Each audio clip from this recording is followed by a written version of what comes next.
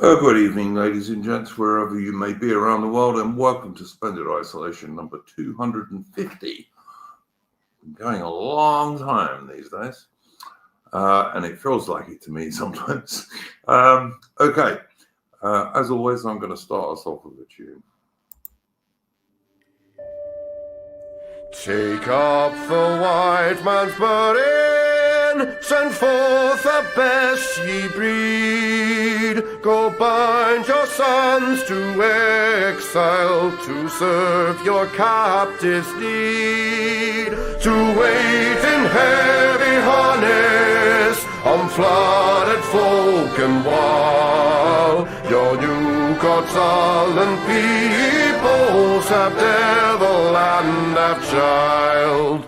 Take up the white man's burden, in patience to abide, to veil the threat of terror and check the show of pride. By open speech and simple, 100 times made plain, to seek another's profit and work another's gain.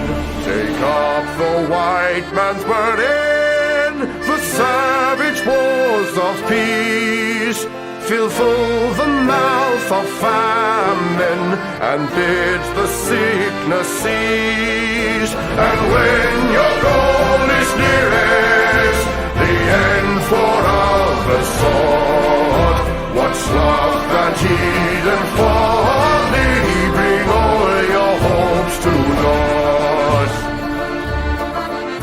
Take up the white man's burden, no tawdry rule of kings, but toil of servant sweeper, the tale of common things. The ports ye shall not enter, the roads ye shall not tread. Go make them with your living and mark them with your dead. Take up the white man's burden and reap his old reward. The blame of those ye better, the hate of those ye guard. The cry of those ye humor are slowly towards the light. Why brought ye us from bondage, our loved Egyptian night? Take up the white man's burden, ye dare not stoop to this, nor call too loud on freedom to cloak your weariness. By all ye cry or whisper, by all ye leave or do, the silent, sullen people shall wail God's and you. Take up the white man's burden, have done with childish days, the lightly profit laurel, the easy ungrudged praise. Come thou to search your manhood through all of thankless years. No age with give or wisdom, the judgment of your peers. Take off the white man's burden through all of thankless years.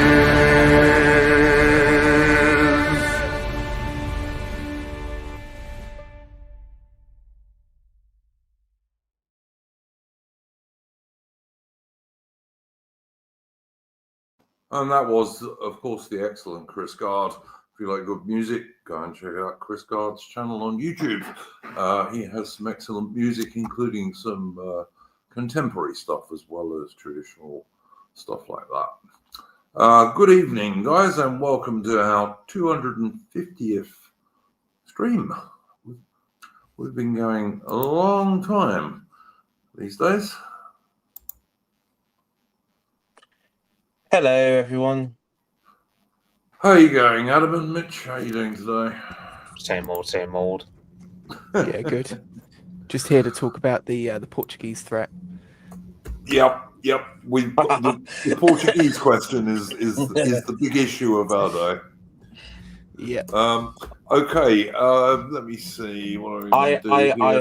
I have just come back from boogalooing a Portuguese community centre in.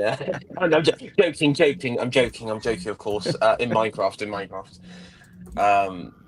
Yeah, I won't mention it tonight. It's all right. And then we'll mention the Portuguese questions. Yeah. Well, the thing is,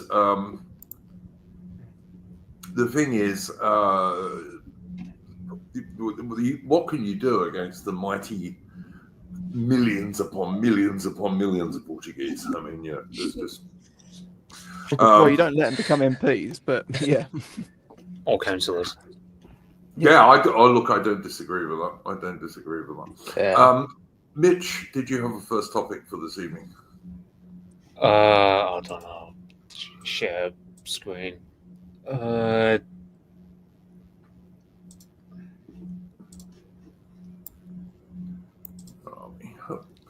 the stage. There you go. Yeah, so that's the state of play regarding politics and going off a poll. Yeah, complete wipeout for the Labour Party, which 399 lost, which I think that's got to be a record. There's not many red spots on that map, is there? Now, but I think we're all in London. Like, there's only one. I can only spot this one bit here, and I don't know what's having this Scottish constituency still vote Labour. But yeah, but it's funny. There's some place right up on either the northeast of England, or it might just be in Scotland. I'm not sure. I think it's northeast England, actually. I think Liverpool still votes bloody Labour. Yeah. Yeah, that looks really bad for Labour. It doesn't look much better for the Conservatives. It's got to be said. I think the Greens pick up quite a lot in London, and also I think maybe one or two in Liverpool area. And all that mass of light blue, I take it, is Reform. Yeah. And I can see my constituency is in a sea. It's a Reform seat in a sea of yellow. How grim. Well, don't dox yourself too much. But I mean, I don't see how anyone can expect anything else, to be honest with you. I mean, given the state of the Labour Party and what they're doing to the country, I mean, it's a matter of, does the general election arrive before Britain is totally destroyed by these wankers, basically?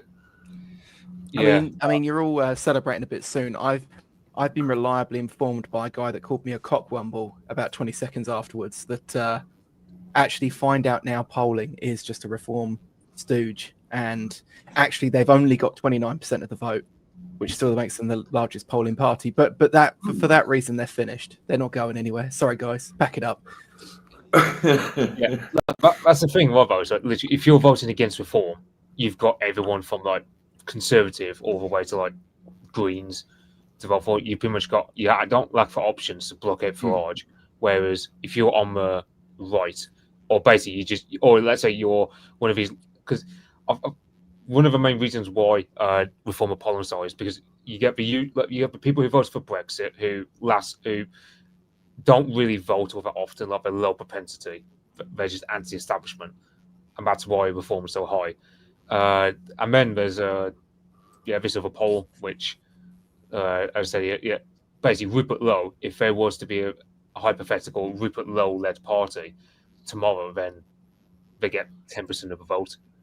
Although it's worth it's to me 500 people polled. Mitch, to me, that just shows how foolish Farage was for falling out with Rupert Lowe. Because imagine if Rupert Lowe was, as he should be, the deputy leader of Reform.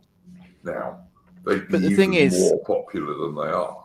The thing is, Lowe is like, I mean, not completely, but he is almost like Farage kryptonite, because he can criticise Farage from the right. And someone like that scares Farage. Yeah. It's something he's never had to deal with before either. Yeah, I'm sure you're right about that, Artem. To me, though, I mean, it's a sign of insecurity on his part that he had to have that ridiculous falling out with Lowe over nothing. And yet he allows the Sri Lankan Muslim guy to say what he likes, pretty much. Mm. You know, and the Zia Yusuf is one of the main reasons I don't totally support reform. You know, I don't think these third world foreigners should be in our politics. It's funny you say that because the recent story with Farage has been comments he made while he was at school, and that's sort of been doing. And it's not really new because we've known about the story for several years. That it always comes back and forth that he was anti-Semitic with towards one pupil. He said how much he loved Hitler, all that sort of edgy stuff that supposedly he said when he was at school. And if you remember on this channel not so long ago, we had a discussion with John Cavalier, and it was a bit of a debate, really, to be honest. Oh where yeah, I that said, was a while ago now. I do remember that. Yeah, that was over a year ago, wasn't it? It's probably over a year ago now. And I said, I did two predictions. I said, one, Lowe will be kicked out of the party because of Farage and his ego, which happened. But on the second thing I said was, listen, because his argument was you can't have people who are considered to be racist or wacky extremists or something like that because it would damage the voters will be put off by it. And I said, well, racism is just banded around as a term anyway. I mean, whether you agree with Farage and what he stands for or not, if you call him a Farage, it ain't going to affect his poll numbers. Is people who are going to vote for reform now aren't going to be deterred because of if they accuse him of being a racist or a phobe or anything like that, or even praising Hitler, because that language has been so overused. And I think this is case in point. This story's been going on for about a week and a bit, nearly 2 weeks now, and it hasn't even really affected any of the polling. In fact, it's probably in some quarters it's given them a bit more of an edge. I think the public are to the right of the leadership of reform at the moment. Oh, I yeah. really do. The reform voters are to the right of the leadership of their party, and that's pretty obvious, and it's been obvious for quite a while now. Yeah, and the reform. I mean, because the establishment parties, and I would agree. The Green Party is establishment party. It's so astroturf, and it's so. I actually agree with the suggestion that if Polanski and the Green Movement only got this sort of level of quote unquote support when Corbyn announced his party.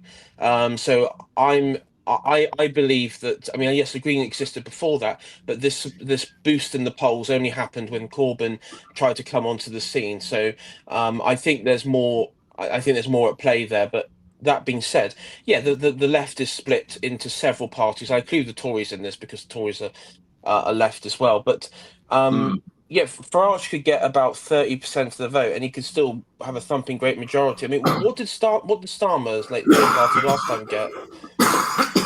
33%, but you got to factor that was on a lower turnout. Whereas it was a very low turnout last time, wasn't it? Yeah. I mean, also the Greens are watermelon. I mean, they're green on the outside and socialist red on the inside. You might as well vote Labour as vote Green because they believe in the same things. Well, the thing about the Greens is like Zach Polanski. I mean, he barely ever tweets about the environment. Like, if you were to go off his Twitter feed alone, you would be scratching your head thinking, you wouldn't be thinking that there's any sort of environmental conference happening recently. I forget the name of it, but there's an environmentalist conference happening this week. You can tell where they are because there's like hundreds of private jets, all of them, because they're all trying to keep their carbon footprint down. That's only going to be for you jumping on a tourist jet somewhere. That'll be what they want to limit. It's that there's such con artists. You know, there are 3 times more polar bears today than there were 25 years ago, and somehow there's a big climate change crisis. It's all astroturf bullshit. 99% of it. I mean, Polanski has one thing that you find, and this is what a lot of criticism from the left of him, like the people on Corbyn's side, is that he actually seems to be not very, hasn't been like very verbal on the Israel-Palestine. So of course that was dominating since the last couple of years on the British left, and he seems to be a bit, I guess say wet on that issue. If you were a sort of a democratic socialist. Yeah, it's just the Greens are completely astroturfed, as you said, AI. They're not against anything that the World Economic Forum and the United Nations and all these globalist neocon assholes want. All of them. They're not against anything that those people don't want. They're completely in favor of the powers that be, basically. I mean, this is why you have Labour, who are making people ever poorer in this country, particularly if they're working and not on welfare. They're making people who are working ever poorer, and they totally support net zero, which will make them even poorer, because it's going to put your energy bills even higher than they are now. And anyone who doesn't realise that is a damn fool. Sorry, what are you putting up there, Mitch? Oh, welfare spending. So basically, at the moment, we spend 314 billion on welfare, but it's going to skyrocket up to 406 billion by the end of this part. And just to put that into perspective, guys, right? When it goes up to 400 billion, that is half the US defense budget. Okay. Now, the US is a country with almost 400 million people. It's a continental-sized nation, and it has hundreds of military bases all over the world. And we in Britain, with a population of only, 68 million or whatever nonsense it's supposed to be now, are going to be spending half that amount on bloody welfare. It is ridiculous. Yeah, one thing you'll notice is like the disability stuff. I think like before COVID, it was something like 15 billion, but now it's like 41 billion because basically from COVID onward, you got basically everyone to get. I think it's something like they're claiming about 1 in 5 to 1 in 6 people are disabled. Which, so according to that logic, sounds very high, doesn't it? Yeah, apparently the welfare state created more disabled people than World War II. I mean, funny how that works. Yeah, there must be all the explosions that are not going off. You know, it's like it's weird.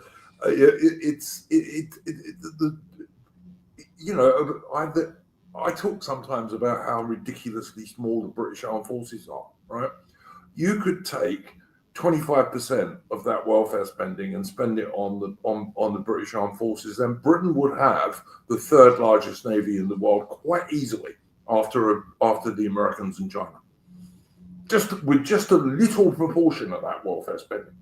Yeah, and one thing is like, so the single biggest expense, of course, is pensioner spending. I've seen a lot of boomers complaining that apparently everyone's hard done over by Labour, which I can't be honest. Wait until you young chaps in this chat retire, and you will find there is no state pension by the time you guys retire. Yeah, and we can't.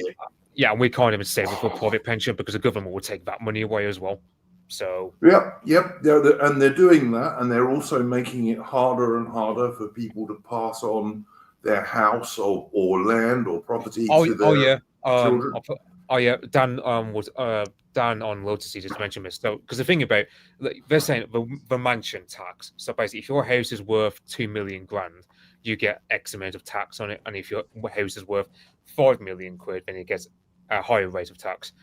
The thing is, funny how those numbers are crunched because I think like Keir Starmer's own house is worth just below 2 million, and then you've got Surprising. Ed Miliband's house, which is worth just under 5 billion. I'd just So- like to know how these politicians can afford these houses. You know, I mean, but apparently British politicians are not that well paid. They seem to do pretty well, though. It seems like getting into politics is the thing to do, because look at how our politicians are leaving multimillionaires now. Nancy Pelosi, and I mean, I'm talking about America here, but Oh yeah, Yeah. no, it's the like- Clintons, like the America. Obamas, you know, or the Um, president gets paid 250,000 or something like that, 220,000. I don't know, it's something around there, and yet they leave like multi millionaires, Yeah, it's funny how that hundreds works, of isn't it? times over. Yeah, you it's know. funny how that works, isn't it? Yep. And I mean, you can understand it with somebody like Trump, who had a And, yeah. career in business for years. Right. Well, And like I George say- Bush, I mean, their family, they had wealth, you know, from Yeah, the they oil were, wealth they of were an beforehand. oil So, family, but absolutely. these But new how did money Obama, people, How did Obama make his money? I mean, as far as I know, he never had a real job in his life. no, well, he was a community leader. Don't forget that. Exactly. Well, that doesn't produce much money, does it? Or it's not supposed to. I don't know. I'm going to become a community leader now. Correct me if I'm wrong, Aubrey, but the politicians in America, they are given money by various PACs. You know, we've all seen, like the people who get money from APAC, for example. That's like the one you see go around on Twitter. But like other PACs as well. I presume they Right. give money to like control their little politician, you know, in the Senate or Congress. But that What's is all the- supposed to go to their campaigns, is my understanding. It's not to go to their pockets. You know, I guys- know a lot of them say that they give many speeches. I think that's what they claim. I don't know. And you know what? It's funny because it's the Democrats that leave, and they've got these just hundreds of millions now. So anyway, Guys, what's the retirement age in the UK these days? 67. I mean, yes. that's what they raised it to here too. Yeah, they've 67. also. I think it's the same in Australia. But it used to Terrible. be 60, it used to be 65 for men. It was I remember when I was like growing up, it was 65 for men and 60 for women. Although I never worked out why women get to retire earlier, given they almost invariably live longer. But Because the world loves us. I know. Yeah, and it's like you got those waspy women. Some of them, they got to retire at like the age of 57, and they're complaining that they never got to enjoy their pension until like the age of 65. And I'm like, you were told like 20 years. They were told 20 years, like back in the 90s, about this, and they're complaining that they want more gibs of the taxpayer. And it's Because unrelated. being a woman is difficult. I haven't Not actually a met many joke. women here that have much sympathy for the waspy protesters, though. So it's one white pill. Yes, yeah, Yeah, fair enough. Yeah, I don't know Hang- anyone hang- who's hang- got people waspy women. True. So yeah, this welfare bill is it's like a millstone around Britain's neck. And that, incidentally, I think is before you look at the National Health Service, isn't it? Oh yeah. That doesn't that all that money, that 400 billion that it's going up to, that doesn't include the National Health Service, does it? No, I mean the National Health Service is a little bit of a drop in the ocean. It's more just that it's useless than that it costs a lot. Oh, it does. Like It does. it Cost doesn't quite a cost. lot. It costs a bit. It's fairly small compared to pensions, but it's more that just that for the billions that goes into it, there's nothing to show for it, like nothing at all. Yeah, Like, and also I'll tell you another way this welfare payment stuff is off. British military pensions and also the pensions of people who work for the Ministry of Defence. But British military pensions, including those paid to widows and orphans and people who lost limbs in Afghanistan uselessly, and as I say, Ministry of Defence civil servants, those pensions all go on the British Defence Bill.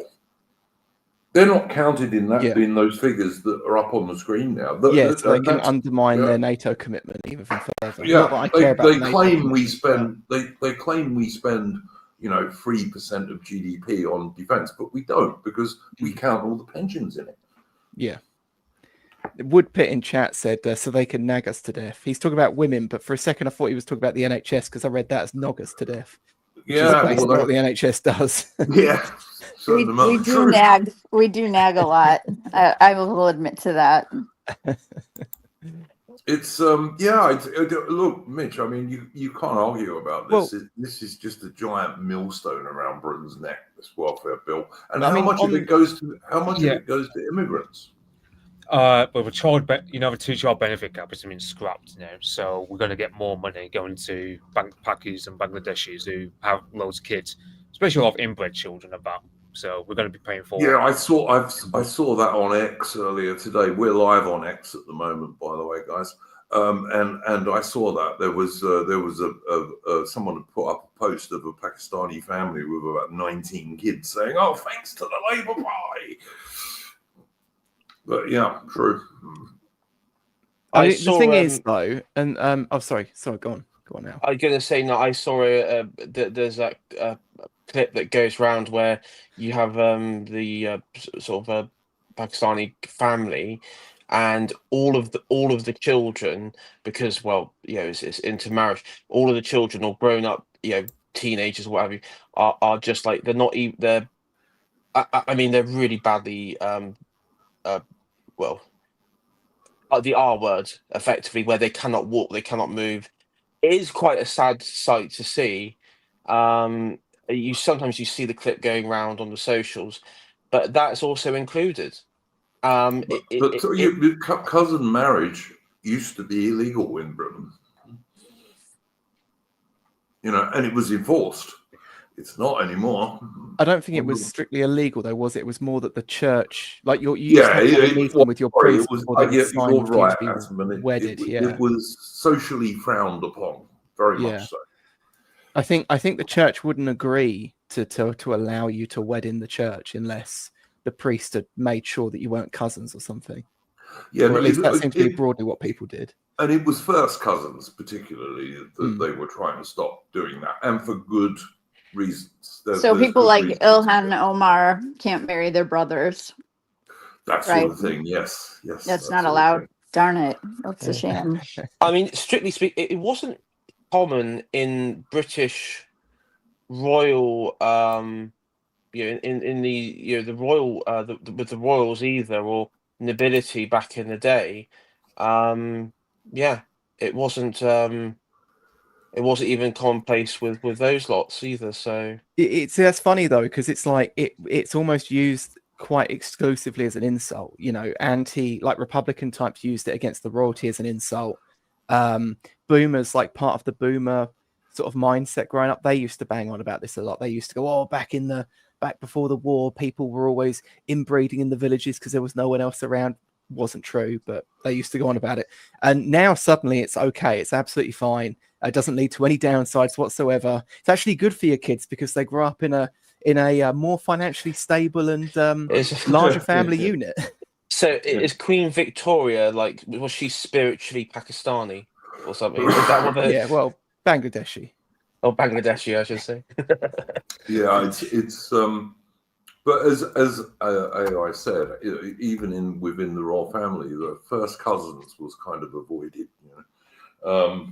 For later, certainly after the 18th century, they tried to avoid that because they worked out it was not actually good for the health of your family. But it's okay because if you get all these major health problems, of course, the British public can fund these immigrants as they spend their whole lives going to the NHS. All that can be funded too. All we have to do is look at dogs. Like, my dog was a mutt. I know you don't like me to use that word, but he was a mutt. And he lived to be 17. Yeah, these purebred dogs are living to be like 6 and 7. So, maybe the Pakistanis could just look at dogs and learn something. That's all I'm saying. True. Yeah, the thing is, you say, Duke, about them using the NHS, but actually, like, this is the thing. A lot of them, like, the NHS is so shit, a lot of them actually go home and pay to be treated rather than get free treatment. Actually, Adam, there was a story today of 2 Albanian lorry drivers who were caught smuggling immigrants out of England. Britain is That getting is so hilarious. bad. Britain is getting so bad. The immigrants are leaving. Well, they were That's actually the thing is, hilarious. people Patriots. were claiming this though. When the when those immigration figures came in the other day, and they were talking about well, it's the net immigration's actually come down, and people were pointing out this is because so many Brits were leaving. There were loads of people, like loads of like Labourite types, trying to claim actually no, those are all the immigrants leaving. It's like okay, and you think that's a good thing? I mean, you guys were campaigning that that's all racist, like.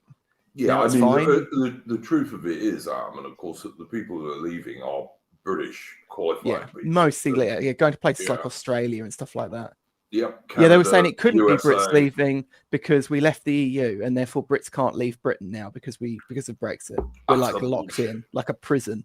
Yeah, you're not allowed. It does out of feel like a country. prison at times, but not for the reasons they think. Yes, absolutely correct. I like I said, I think it's a race between the next general election and whether the Labour Party can absolutely destroy Britain before the next general election. It seems to be what Labour's trying to do anyway. You know? Yeah, I forgot without mentioning tax, I mentioned earlier about 2 million and 5 million. It's worth noting that I think like because of the way the Labour government, especially, is debasing the currency, yeah, the price of the average home goes up by 14% on a yearly basis. So the average 3-bedroom, let's say 3-bedroom house nowadays, in 20 years' time, will probably be worth like 2 million quid, and thus be taxable according to the Labour Party's 100, yeah, absolutely true. And of course, What is 2 million quid? How much is that? It's about $2.5 million probably. Oh, it's like it's equal. It's a bit more. It's a bit more. Okay. Yeah, I think it's like $1.35. Wait, you're saying the average home would be $2 million Yeah. in England? Yeah. That's it. Like a ranch style home, 1 story. No, 3 bedroom. no. What are you guys talking about? Like That's what really I was gonna say. No, who could live there? shit quality housing, which would have been considered probably council housing, to be honest. Yeah, you're looking Wait, at what? Council houses were quite big. You're looking Yeah. like a 3-bedroom house with a pocket handkerchief garden. Okay, Ataman, you shit. That would be what? Wait, you're saying shitty houses Oh yeah, are going to be worth yes. than $2 million? Yeah, that's what you get when you have an island with limited space and you allow 1 million immigrants in every single Well, year. the thing is, it's not really about the space, though, is it? It's about infrastructure and location. And the thing is, all the Brits want to live in certain areas because there's no immigrants around, and those areas are becoming fewer and further in between because of the Boris wave. I mean, if you look at London, the majority demographic of people who own properties that rent them out are now Indians. I mean, they don't make up a majority, but on the plurality level, they make up a majority regardless. And you know, number one, for starters, foreign nationals shouldn't be able to own property in this country. Yeah, agree. For here too. They never used to before, and they shouldn't do now. I think that. You better watch what you say. Everyone's favourite Worcester Club member is going to be on to you in a minute, claiming. You guys need to move to America. We've got so much land here. It's wonderful. I know you hate this country, but we've got a lot to. We've got a lot to provide. I know I'm being sarcastic. I'm kind of in a crappy mood today, if you haven't picked that up. But so I'm a little sarcastic today. But yeah, no, we do though. The housing market is wonderful here, and I mean, okay, it's high. The prices are high, but you have so many options. Is what I'm saying. Well, it depends because I mean, let's say you get like a house in Montana, for argument's sake. I mean, yeah, that's cheap compared to a house in like New York. Yeah, but you know what? I tell you, like where I live, even I mean, it's reasonable. I mean, I don't know what reasonable is to everybody. It's different to different people. But you can get nice houses here. Yeah. Anyway, Mitch, I'm working on getting you to move over here. I work on you all the time about that.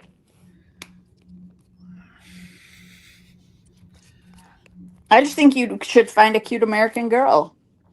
I think Hey, you'd be look, happy. all reality, this is what we were talking about. You know, there's huge numbers of young Brits with some get up and go who are leaving. With some get So, up and go. yeah, exactly. Yes, pun intended. That's But such a, yeah, Yeah, one thing all we also you ought to realize is our wages in this country are crap. Like if you were to right. that, I did look and saw what they, because you talked about that one other time. I'm sorry to interrupt, but you talked about that, and I looked up compared to America what you would make for the same job. It was insane. yeah, like electrical engineer around my neck of the woods, you're talking 36 to 40 grand a year, which would qualify you for social welfare in America. Like our wages. Right, absolutely. There was a story on Twitter the other day, and it was this American woman. She might have been Canadian actually, but she was raging about this French table of four where she was a waitress, and how they racked up like $3,000 worth of food, and they only left her a $200 tip. And you got like the meme where they're going like the European mind can't comprehend. My European mind could not comprehend leaving $200 as a tip. I mean, if they're really, really good and it's like a big table, I might leave like 50 quid if they're really, really lucky, and that'd be it. But and these people going, oh well, it's because we get paid so shit. So I looked up like wages of waiters and waitresses in America before tips, and it was still higher than what they get paid here. British wages are shit, basically, these days. Yeah. They're just shit. Again, if you have 1 million immigrants coming in a year, what's that going to do? It's not only going to vastly increase your housing costs, it's going to push down wages. Well, a lot of this is also like, I mean, I'm not that right wing economically, but some of this is like the minimum wage. I mean, there's a lot of evidence to say that the minimum wage shouldn't go over a certain threshold compared to the median wage, and it went over that years ago, and they just keep putting it up. They even, I mean, if you talk about the minimum wage, you'll always get some dickhead that comes in and goes, "Oh, actually, it's the national wage." It's like, yeah, that's not even ironic. It is literally just the national wage now. Wage compression's bit so hard that all the 100%. Salaries are sort of condensed across one sort of level. 100% agree with you. I mean, it's appalling. It's look at all this welfare spending, which Mitch has started us on about here. All the Labour Party has done with the latest budget, and you guys can agree or disagree, although I'm pretty sure you're going to agree. What this budget has done is it's penalising people who work at the and helping people who are not working, basically. Which, of course, includes huge numbers of immigrants, but, you know.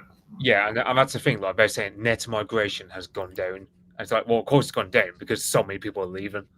That's what's helping, that's what's massaging the figures for Labour Party. And also you got to factor the ONS, ever since they moved to, Newport, over in Wales, I think it is. Like their statistics have really taken a downturn. Like they just don't have that human capital anymore. So they've been underestimating by like a couple of 100,000 as to how many people have been leaving the past year or so. Because basically, I mean, I know, for example, I know a guy who I went to primary school with. He was telling me about how he's got an apartment in Brussels with his Bulgarian girlfriend, and he works in construction. He's just going to bugger off to the continent. Like he's planning on going to Bulgaria with his girlfriend. And I just said, don't blame you, because what on earth are you getting? You know, I mean, I know guys. Can you blame young men for doing this? You know, if you're a young bloke and you want to improve yourself, just right now, Britain's not the place to be. You know, I mean, I hope it becomes so, but at the moment, it's not. Certainly not under this fucking government. Yeah, like I said last week, I was agreeing with Tom Rosell, who said, like, if Reform don't win the next general election, then at this point I'll be so blackpilled. Then at that point I'll be so blackpilled, I'll just move out permanently. I think there'll be, if Reform don't win the next general election, I think there will be something of a mass exodus. I do think that will happen. Yeah, for sure. Can I interject with my topic for a second, because it like is related to this? Is that okay? Yes. Well, once Mitch is finished, yes. Well, I mean, I'm but just, it's a yeah, comment, really, I and no, then we no, can come back to you're. mine. Well, I'll ask you to do yours next. I mean, ladies first and all that. Okay. But just let Mitch finish this one first, and then we'll move on to something else. Mitch, did you have other stuff you wanted to add to this? I can't think of much else. I mean, you've got. I think it talks about everything like the child benefit, child benefit cap being scrapped, disability stuff. I said, like, if you cut that down back to what it was before COVID, you'd get rid of a so-called 22 billion black hole that Rachel from accounts keeps talking about. And then as for pension spending, I'm at the point where I'm just going, screw it. I'm happy to just go full on Sulla mode and just like go, you know what, take all the wealth from the boomers and just give it to the zoomers, because the last 30 years has literally just been a tax, has been using tax as a wealth redistribution scheme to go from the young. That's essentially what COVID was essentially just us youngins having to be locked indoors to save the old from what was basically just a slightly worse form of a flu. And 100% agree. But also, Mitch, the boomers are not even going to get to keep that money because the government's going to take it off them before they can possibly give it to anyone else. Even the few good boomers who want to pass things on to their kids won't be able to. Yeah. I mean, this is partly why the farmers were protesting in London on Budget Day. And of course, unlike the Palestinians, for example, or Black Lives Matter, or any other third world group of morons you can think of, the farmers' protest was made illegal when they started arresting them. Yeah, to Forge's credit, he did say that he was going to pay for all the legal defences of any farmer arrested. So I can't fault him for that one. Yeah, no, 100. That's good. That's good. That's really good. But yeah, it's the country is in a mess, and we're being run by people who are enemies of the British people. They're really the Labour Party are just enemies of the real British people. And I don't get me wrong. I'm not saying the so-called Conservatives are any better, because they're not. But it's and we've spoken about this many times in the past, and I'm sure we'll do so again this evening. I have grave doubts that Farage and Reform will do anything like enough. I really do. But if they don't win the next general election, I think Britain's sunk. I really do.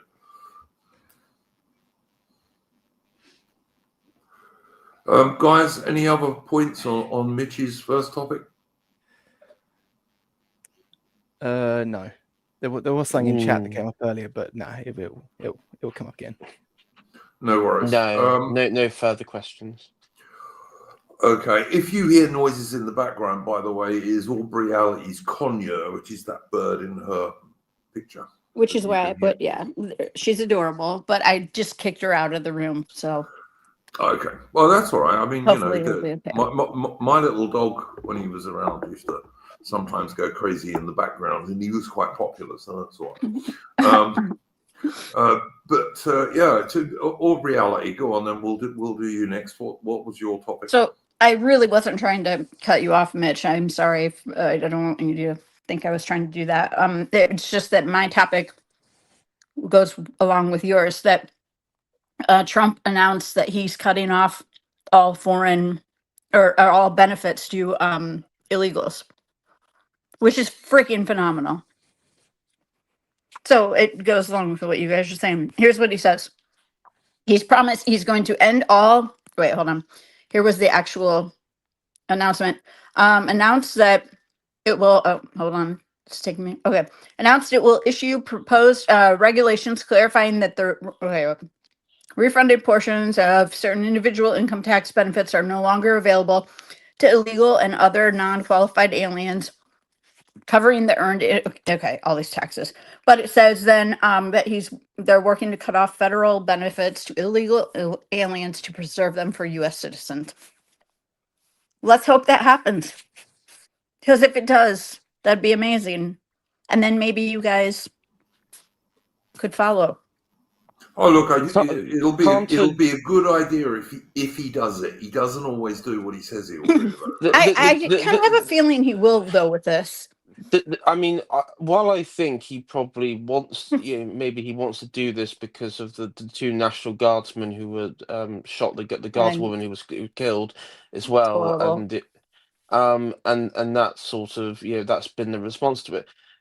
Though, like when he's done executive orders in the past, though, usually you have like some random judge somewhere else who will just overturn it. Right, but they can only do that for their region. They can't do that for like maybe some little Colorado judge will do it, but that's only for their area, for that area of Colorado or Colorado, the state.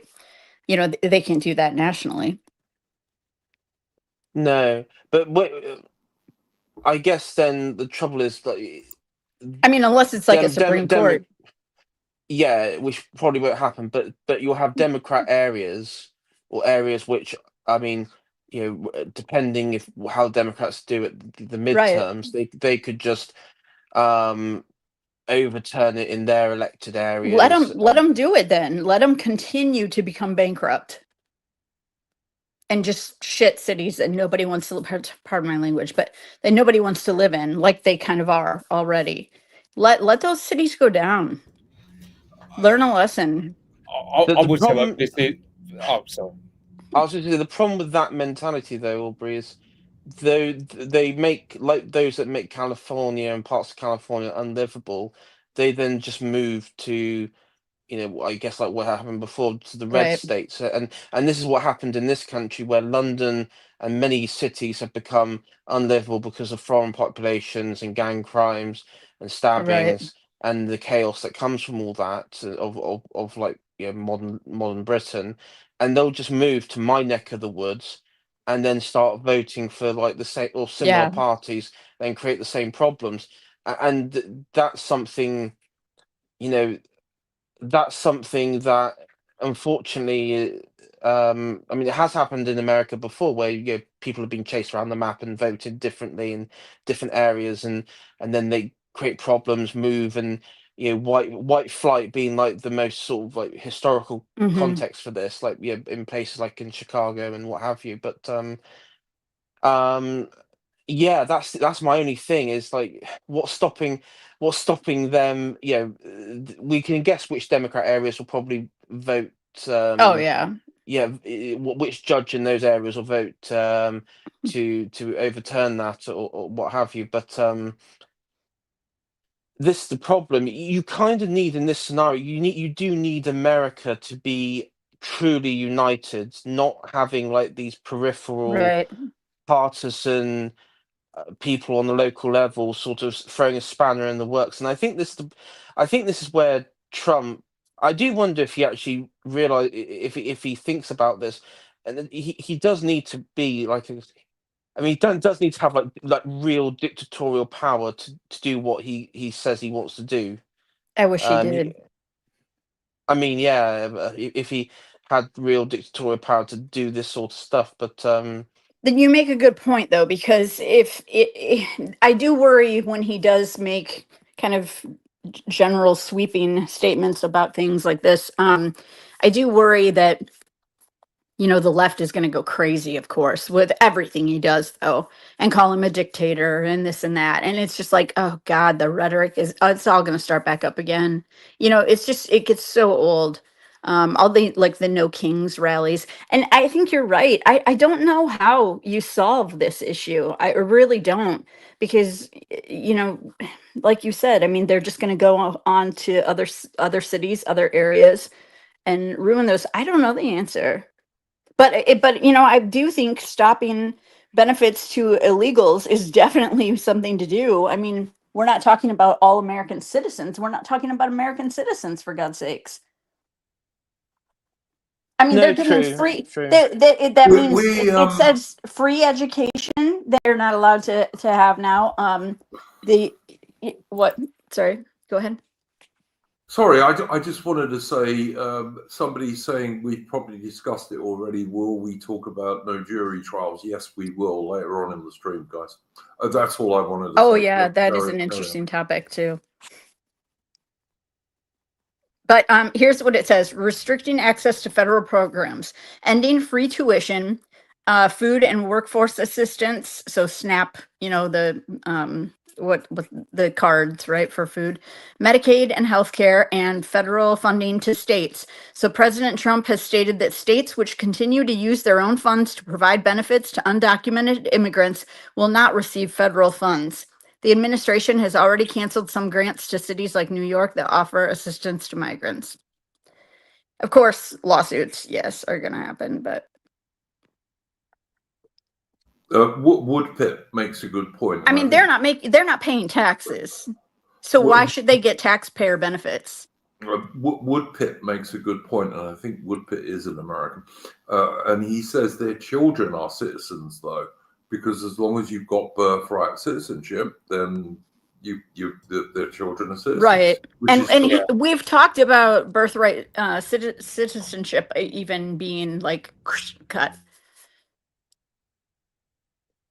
which I think would be a good thing, actually. I mean, if you're an illegal here and you have a child, then you go back to your country with your child. I think that's a good policy, but I don't think it's Trump's policy at the moment. But he has mentioned it. Oh, okay. Yeah, but he mentions a lot of things, Yeah, he Trump, does. He does like to talk. Trump tweets quite a lot, He does like to talk. Always follow up. Do you guys, let me ask you, do you guys think that he's kind of slowed down a little? Because, he started out with a bang, right? Do you think he's kind of slowed down a little bit? Or do you think... he's not deporting enough, is it? Like, he's deporting nowhere near enough on a yearly basis. Say that again, the beginning part? Yeah, he's not deporting enough. Oh, right, exactly. Yeah. And well, I mean, that's the thing. Like, I think with Trump, he's a guy who talks a lot. Like, really.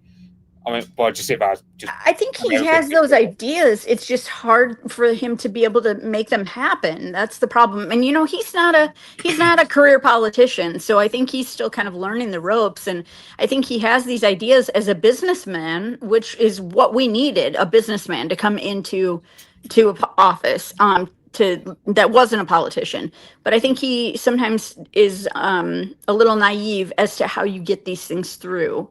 But in terms of a whole businessman, that's why people were arguing against the whole 50-year mortgage he was coming out with, as well as that interview he had with Rory and Graham, where he was talking about more H-1B visas, more people naturalized than ever, and Americans probably don't have enough talent for the IT sector, which is absolute bollocks. Right. I mean, that's not true at all, and that would incentivize. I'm telling you, everybody that I call now, it's not an American for any helpline, and I can't understand them, and it's frustrating. The problem for Trump personally is or with his own side, with his own sort of support base, is he understands what, and maybe this is part of his media literacy and connections, that his support base is divided. You've got Mark Levin and Zionist MAGA, Jewish Zionist MAGA people on one side, and you've got people on the opposite who are critical. I mean, the most obvious one is Nick Fuentes, and whatever you think about him, he does seem to be like he's been pushed, whether he is or he's been pushed in that direction with Tucker Carlson stuff. He's like the face of like the anti-Zionist stuff.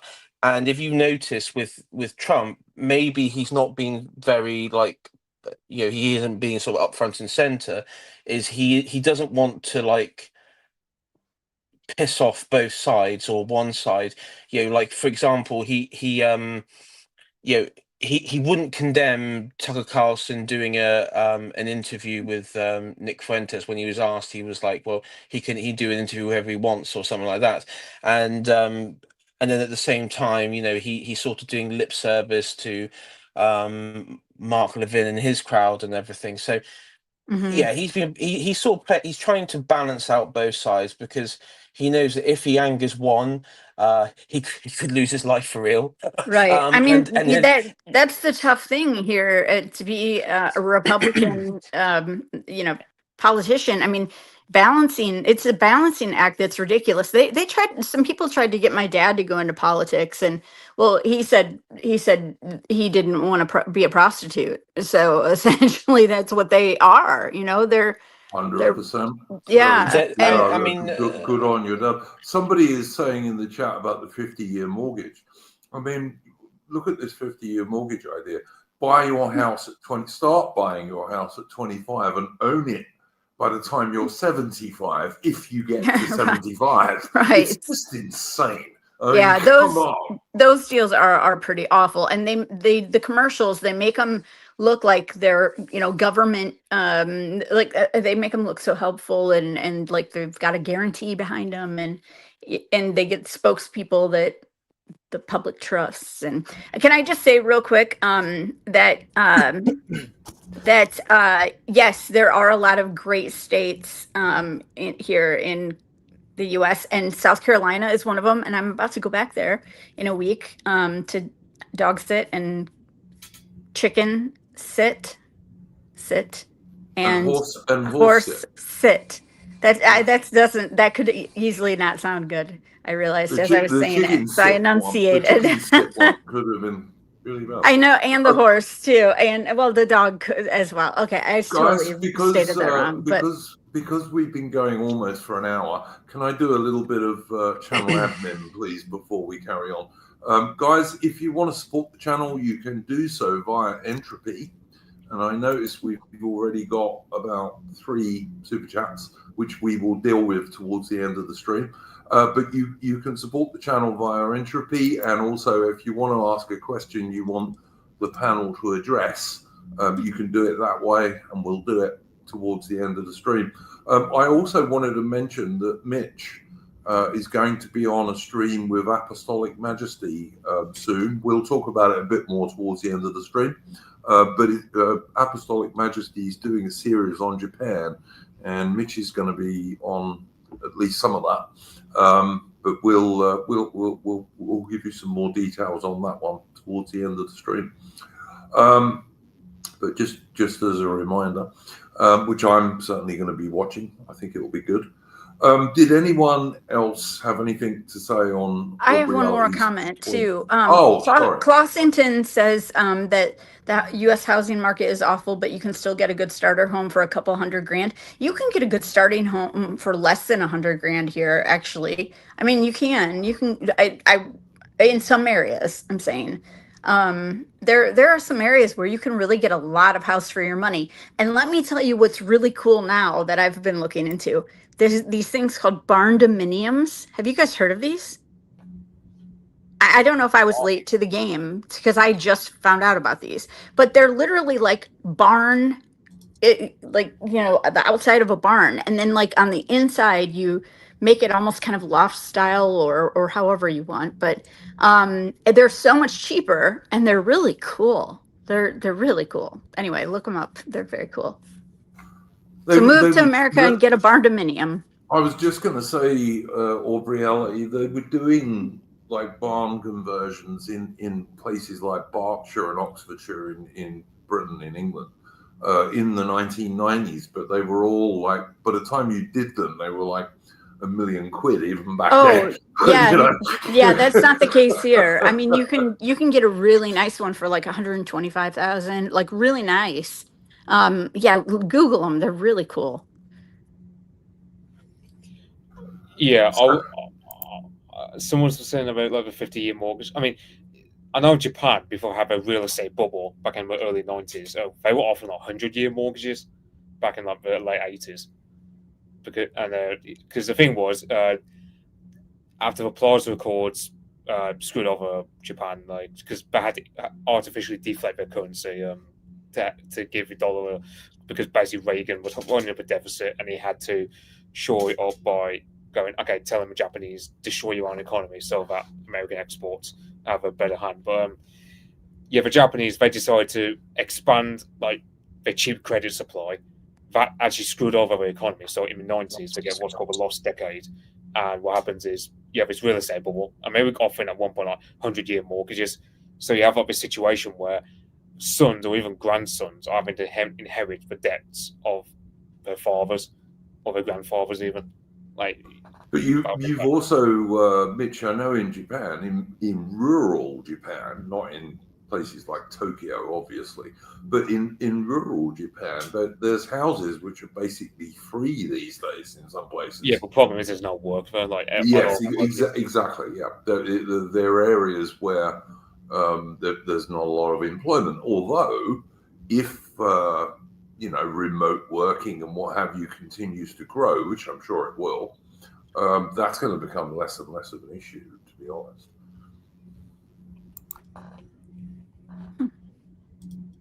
Oh, that's studio chat that I just sent my message. I can't connect you guys to the comments. If it says join the chat and then it says, sorry, just quickly, and it says enter my like Google thing, but then is it going to kick me out? I think. I don't know. I think you just have to do it on YouTube. That's what I usually do. Okay.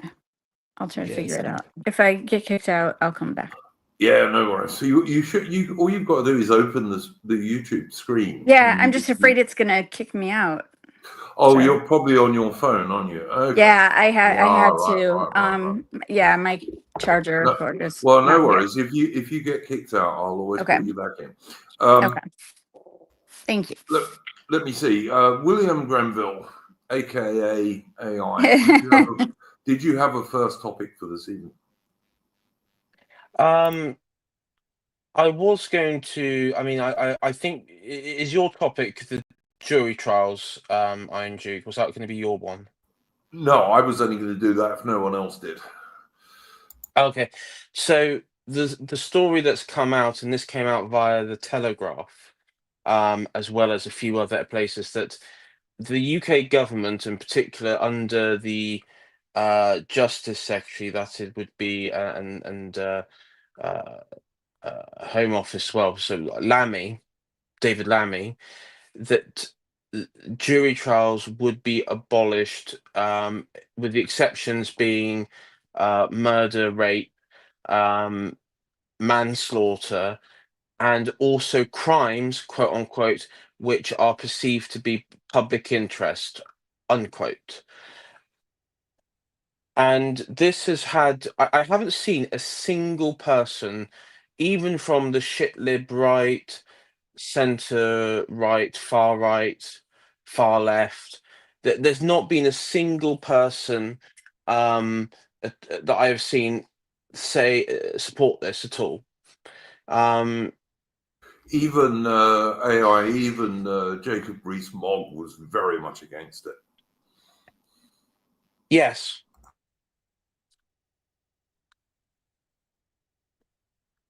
Even Rees-Mogg was against it. So this is, I mean, this hasn't been officially announced. I do not believe this has been leaked. This was part of a leaked paper that was sent to the press. I don't think anyone in the Labour government has actually officially confirmed this. Or if it has been confirmed, it's been like said, well, this is like a proposal stage or something like that. AI, I don't know if this is a serious question, but Key Buckley is saying, "What's Magna Carta?" If you want to explain that, because it's one of the bases of jury trials in Britain. So you know.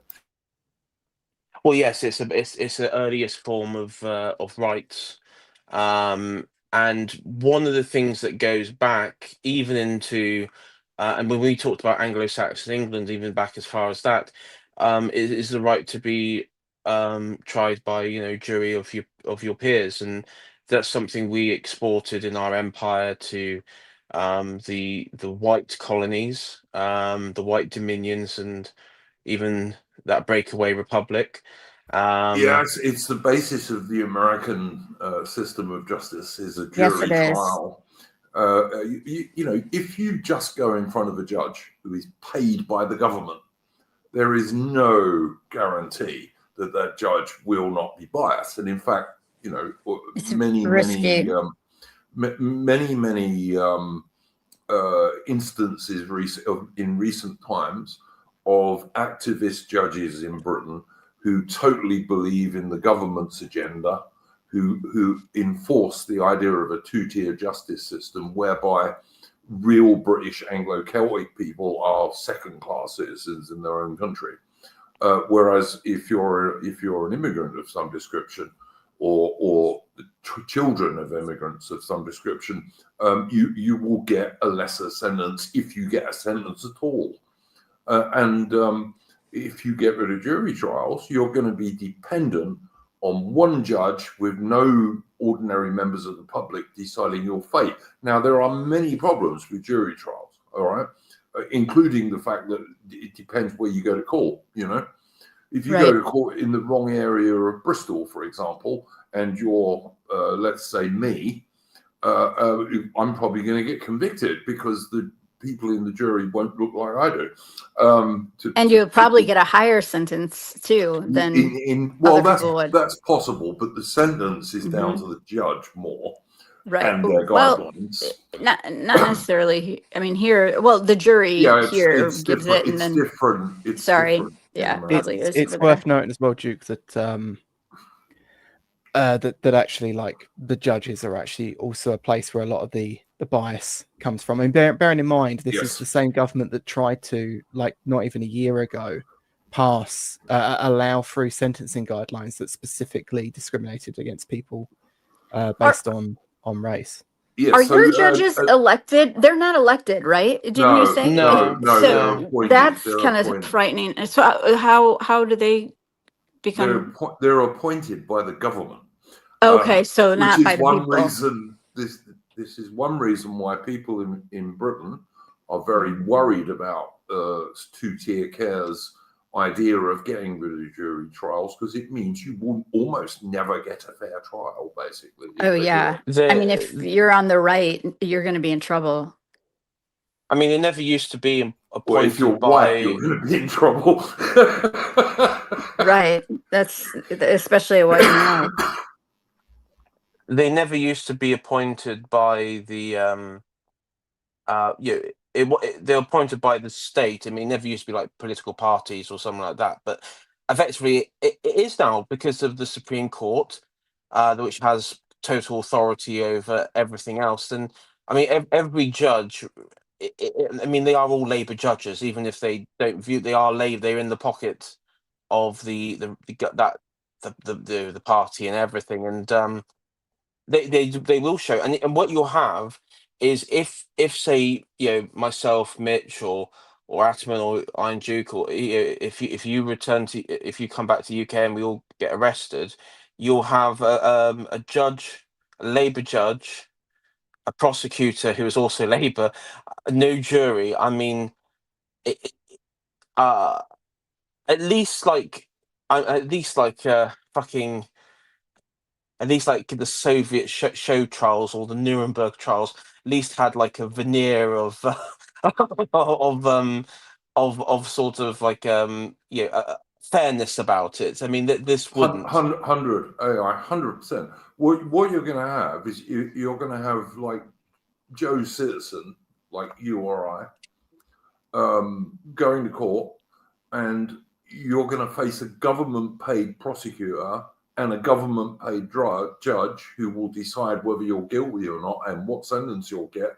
And all you will have is whatever solicitor or barrister you can afford on your side. Yeah, basically. And I've seen another report that came out today about this, saying that, well, this is only this would only like apply for most crimes where the sentence is below 5 years.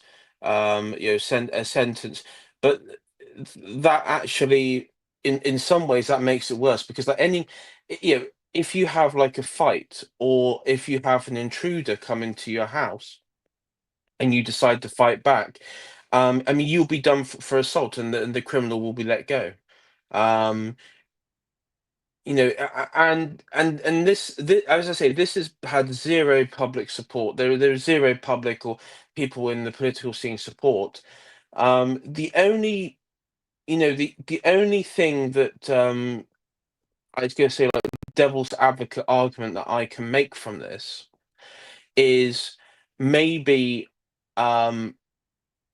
maybe the reason why the government is doing this is uh, apart from punishing white people, is that this is a way of curtailing certain minorities of client groups of theirs who have sort of like betraying the party to go off to others, and sort of removing that tribalistic, because let's be honest, there are racial groups in this country who are very, very tribalistic, and there have been occasions where they've let one of their own off just because they're one of their own.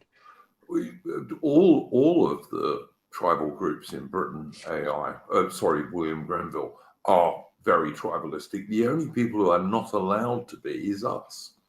Well, yeah, and that's precisely what I mean. Well, By the way, I mean, when that breakaway republic, you meant the U.S., right? Didn't you? Yes, I Okay, did. because I saw somebody in the comments said they thought Ireland, and I think that's pretty funny. But and I was like, well, maybe he did. I don't know. I thought it was. No, I don't. No. We always like to call you guys rebellious colonists. But Well, yeah, but just remember, we come from you guys. We spring from you guys. Oh so yeah, we sprung from. your faults are in many respects our faults. But yes, that's true. Well, yeah, we did take a lot of your songs and change the lyrics, but anyway, there was a study. I can't remember. we did military stuff. I can't remember when it was. It was in the early 2000s, maybe like 2003 or some such.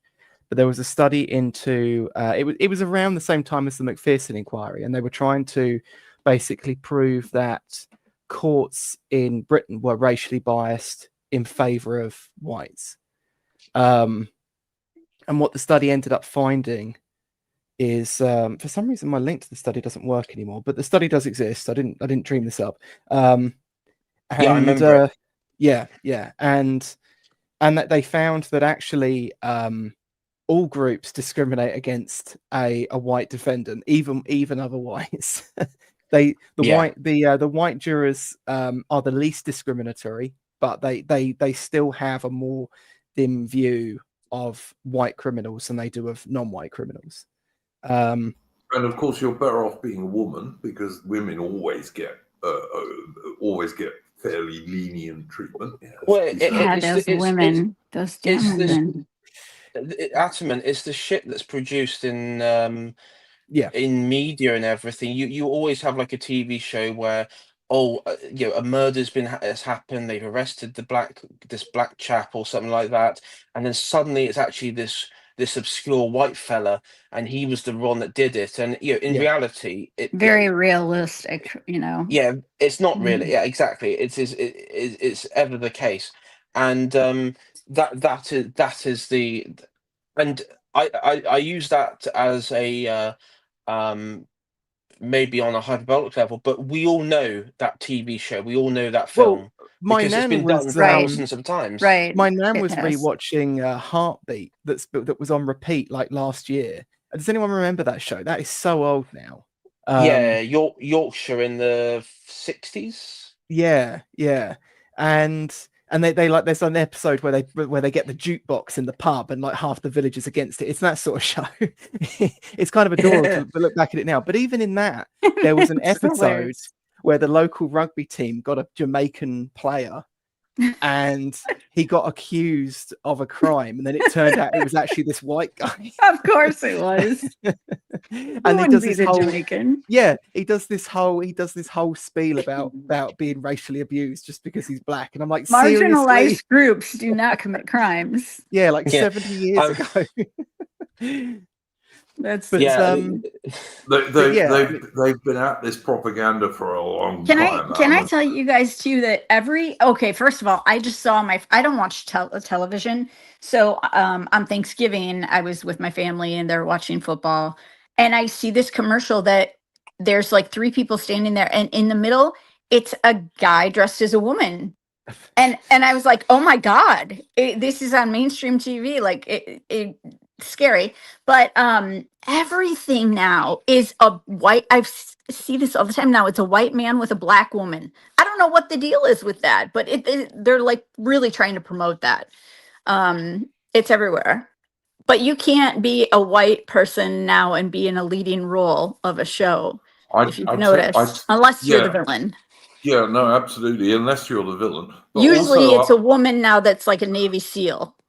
Oh yeah, I mean, absolutely. Always the heroine rather Realistic, than the hero. of course. But right. also, the other thing I would say to you, Aubrey Ali, is that even more common than white men with black women is black men with white women. That's even more common. I mean, very, very so, very much so. That's why when I worked down at the hospital, the black women, the black girls that worked there, they were always bitching about how the black guys that made something of themselves always went for white women, and they were like, we don't understand it. And I was like, oh my God, as they're bitching, so yeah. But yeah, and it's like of course, like, to go back to that study, yeah, and of course the Fearson inquiry came out about the same time, the McPherson inquiry, and like people run around and they think that like that the courts or that the police, like that the anti-racist revolution on the wake of like the Stephen Lawrence killing was like, even though there wasn't actually much racial motivation behind that court case, even though everyone believes that there is because it's all they talked about, everyone thinks that the outcome of that was that the police were no longer racist and it was all colorblind. But actually, if you read the McPherson report, the recommendations of it that all the police forces all followed was that they became explicitly racialized. They had to see race. In fact, specifically the McPherson report, I think it's like chapter 53 or 52. It's somewhere near the end. It's like colorblind policing doesn't work. That's the claim of the McPherson report. Which I also think is true. Colorblind policing doesn't work. Segregation works. I have to go back on the back of the bus. Sorry, guys, but Totally agree. But of course, then you fast forward, right? And of course, now we have to put up with reviews of this every couple of years. And one of these is by David Lammy, the Lammy Review. Now, I had a look on the Times website, because if you search keywords on the Times website, it tells you how many articles they have under different terms. So, for example, the Times has published 1,050 articles that mention grooming gangs. But I think if you go by either the Lammy Review or the Lammy Report, depending on which way they publish it, I think there's like 1,900 mentions of that. And there's like 3,000 mentions of the McPherson report as well, which gives you some semblance of the scope as to what importance the British state puts into these different issues. But of course, the Lammy Review, like one of the big things, and if you go and speak to like regime apparatchiks, they used to bang on about the Lammy Review all the time. They loved it. There's a bit from, I think it's like Channel 4 News, where there's these two black women and what was his name? Ferrari from LBC, something Ferrari. I can't remember his name, but Nick Ferrari. Nick Ferrari. Yeah, he's on there, and they're like, and they're going, have you read the Lammy Review though? Have you read the Lammy Review? And they're going on about it, right? And the big gotcha in the Lammy Review is he sets it all up, and then there's this graph he has, this chart, and he's like, oh look, black people go to prison, get longer sentences for the same crime. Therefore, Britain is a like a white ethno state founded on white privilege, blah blah blah blah blah. Now, of course, if you read the chart, it also says Asians get less prison time than whites for the same crime, but whatever. And of course, if you go to the police review that he sourced that from, the actual police review has that chart, but then it has another chart next to it, and it says, oh, actually, if you compare these two data sets, and one of them is the how likely someone is to say that they were not guilty, even if they're later found guilty, by race. And they're like, oh, these things actually match up, right? Because of course, if you say you're guilty, you get a more lenient prison sentence. If you say not guilty, they kind of throw the book at you. Sometimes, yeah. And it's like, you know, and he's basically had this bee in his bonnet from this ever since, where he runs around and just spurgs out. Well, what's the black version of spurging out? It doesn't matter. I don't know what that means. He kind of flips out. Yeah. and Lammy, he flips out and Adam and Lammy, of course, is infamous for pointing out that he's a black man constantly. Yeah. Like you can't see. And he Yeah. also wants Britain to pay something like 800 billion pounds in Black reparations bodies. to the Caribbean. Yeah, like we're all British. For He's as forming British their as the nations. rest and of us. I'm going to Us start as British classifying need to pay myself as black. reparations. Black. I mean, But seriously. But the thing is, right, if you come from, say, for example, I think Lammy comes from the South American mainland place, doesn't he? Which is really Caribbean. What's it called? What? Not Ghana, Guyana. Guatemala? Guyana. Guyana? Yeah, which is it's part of South America. But it used to be a British colony, but it's basically West Indian, really. And Lammy comes from there, and like Guyana wouldn't exist if it wasn't for Britain. And you could say the same thing about Barbados, Jamaica, all the rest of those places. And yet, where's the British public are supposed to pay them money? Because we created their countries. It's insane. Even though they don't want you there actually governing. They want our money. But they still want you to, because they were oppressed. Yeah. Well, they were all oppressed. If you compare David Lammy to the Guyanan population, in terms of IQ, what quintile do you think he'd fall in? Like, is he top 10%? Did we actually get like one of the smart ones? Or... That was very funny. I would recommend everyone to go and watch YouTube and look at Celebrity Mastermind, and you can see David Lammy on that. Or there's that clip where he's standing literally like 20 feet away from a police officer, and he's like, I haven't seen a police officer all morning. Yeah, and there was one just behind him. Yeah, he's such a moron. Honestly, yeah. You guys are the best. Sorry. I'd put money on him being 2 standard deviations below the Guyanese average. Bloody hell. I still love, though, the clip with the guy that was Tim, what's his name, that was running with Michelle, or not Michelle, what am I saying? God, I can't think today, you guys.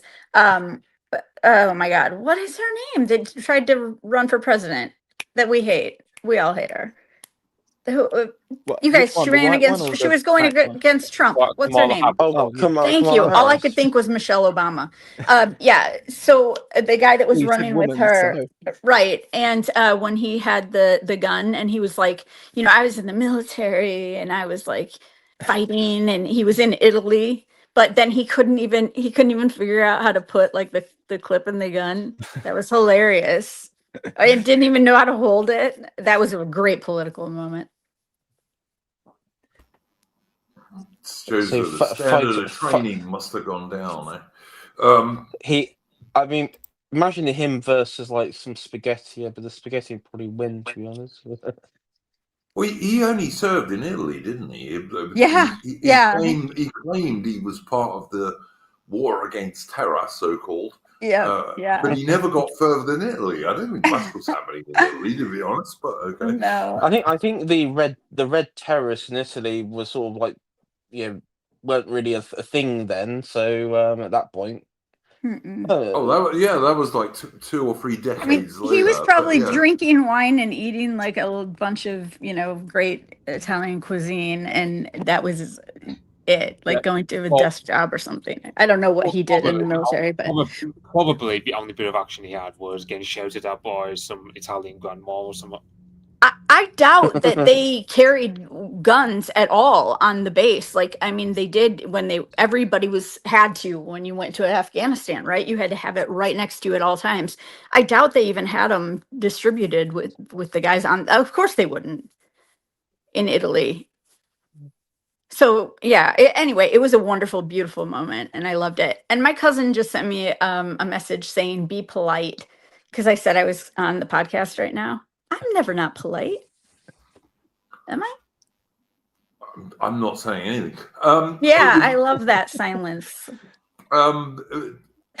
William Granville, did you have other things you wanted to say about two-tier Keir Starmer's plan to Well, decry sorry, it. can I actually just carry on a little bit on? Oh, sure, Yeah, mate. Yeah, of course. go So ahead. actually, this kind of threads in just a little side thing. This threads into what we were saying. So you were saying about carrying guns as well, and we were talking about the police and the justice system here. There was a story that actually very just recently came out that I only heard of today. In fact, actually, I think the story literally broke like yesterday.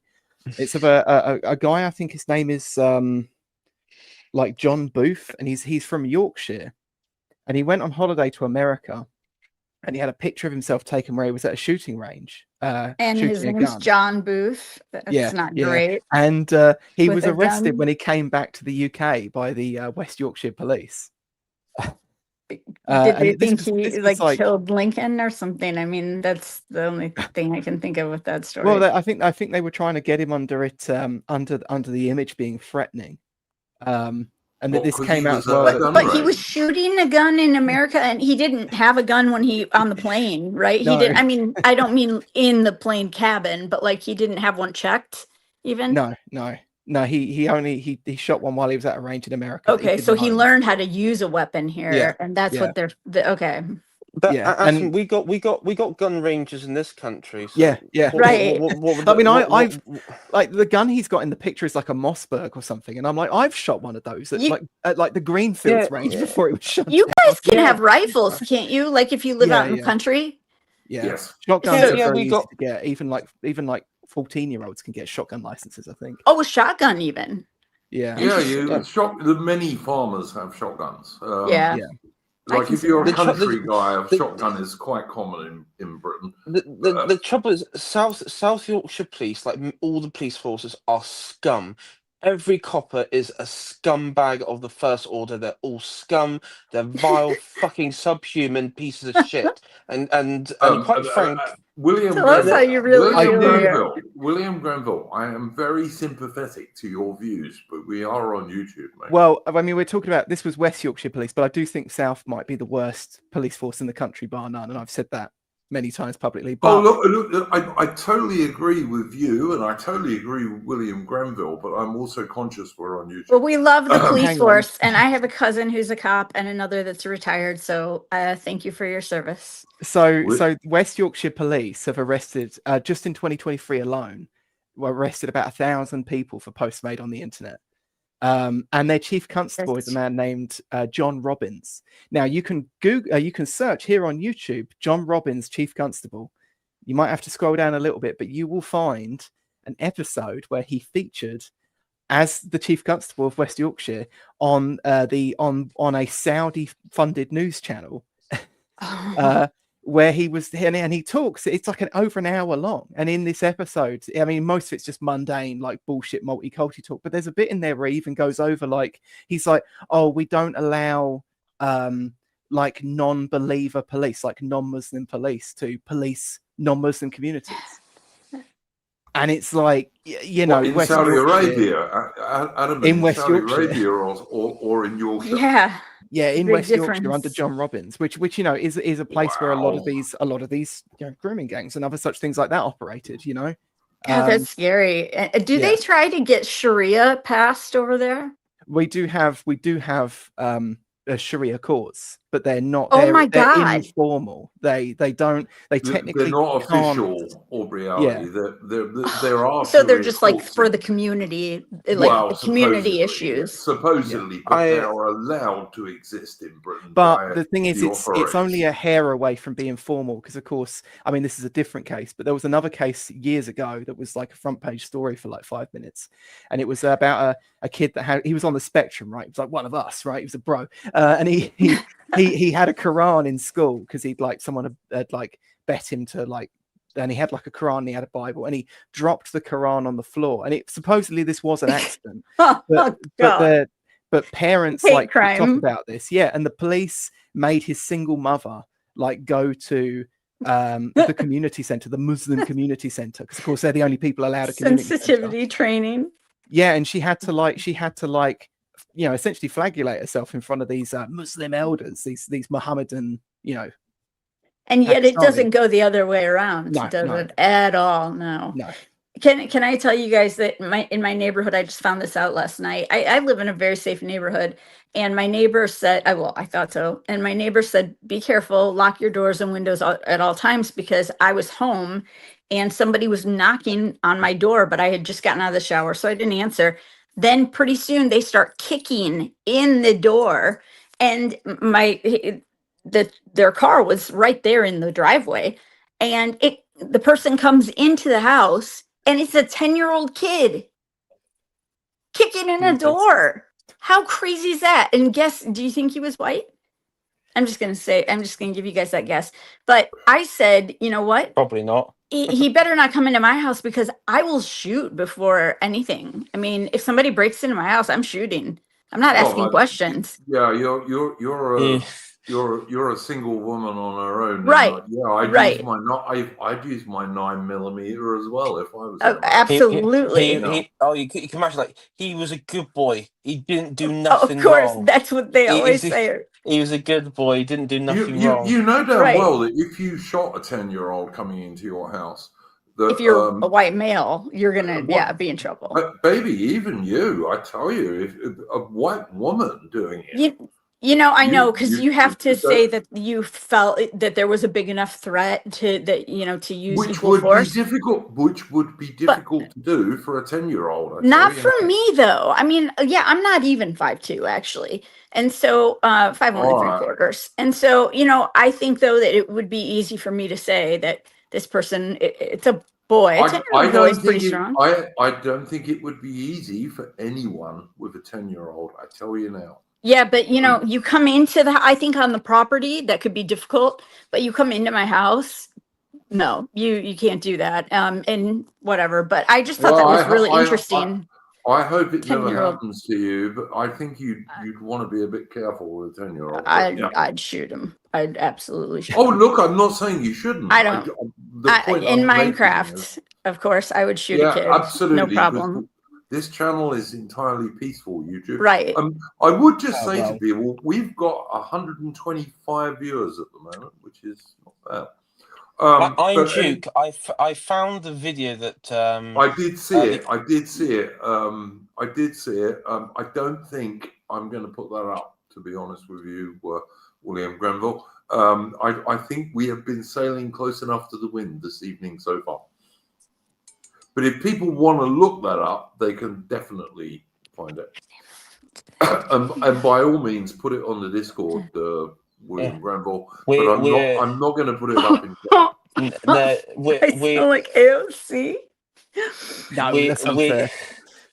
Oh my god. I mean, AOC changes depending on her audience, so Oh. maybe you just sound like that here, and then you speak in what do they call Well- it? Ghetto. When you Tim Wilms, did you really say I sounded like AOC? I was on your show, and I've praised you so many times. Wouldn't it be Oh, funny if you hurt Aubrey me. was? You hurt my Wouldn't it be heart. funny if like Aubrey was AOC and AOC Oh had my like God, a I'm not Jackal, like AOC. Jackal and Hyde personality, where like in a Yeah. public life she was like a total Silence. shit lib, and then like actually you were like What's craving going on? baseness. Why isn't nobody? what, like from the Will Stancil show or something, like goes out at Yeah. night dressed in an SS uniform. Yeah. Yeah, Well, I mean, indeed. I can't believe Tim Well, Wilms said that. Well, one thing that's funny is like you get these people like AOC or Zara Sultana over here, and it's like you notice they always date white fellas, so it's always a matter of radical in the streets till they colonize in the sheets. Yeah. Are you guys going silent, or am I not hearing things? No, I we're don't think speaking. you're hearing us. Okay, I don't know what's going on. Probably, you're probably getting intercepted by the FBI or something like that. But yeah, It's probably West Yorkshire or South Yorkshire or something after my little rant, and we're all gonna end up in Good. we've I hope they know about us. We're coming for you. I tell you what, was when- just I was just gonna say all I was gonna say was nice to see Wilm's front in the chat. Yeah. Good Australian channel if you want to check him out. That's all I was gonna say. Carry on, William. Yeah, and I was gonna say, on the topic of leaving, I'm never leaving UK. They're gonna have to kill me. They are going to have to literally kill me, because at the end of the day, either they kill me or we. Well, I won't say. I won't go any further, but you get it. It's either us or them. At this point, it's us or them. They're going to have to kill me at this point. William, please. I feel the same. Yeah, I agree. I feel I the concur. same. I feel the same too. But you know what? I'm careful what I say. We're on YouTube. We're I not, mean, we're, we are we're not on being a free suitably speech. careful, I think. We're not on a free speech platform, guys. But yeah, I mean, anyone who doesn't feel that way isn't watching current events. I mean, that's 100% true. You know, all you've got to see is what's going on in Britain right now, and if you are not angry about it, then I don't know. I mean, you must be thick as a brick, basically. Yeah, all I'm going to say is, Chief Constable John Robbins, if you listen to this, just you wait. When the base Farage right comes in, you're getting charged to the fullest extent of the law. I tell you what, Zia Yusuf will personally take him to court. Yeah. Right. Yeah, I tell you what, these people they deserve like red terror, like literally right wing terror on a grand scale. We need our own reign of we need our own like legalistic reign of terror on a sort of biblical scale. above board and state sanctioned. Zia Yusuf is going to lead us in this crusade. I just know it. Yeah, Okay. Zia Yusuf is our solo, isn't he? Yeah. When Farage retires and Zia Yusuf takes over reform, this Sri Lankan Muslim is going to lead Britain into broad sunlit uplands. Yeah, for sure.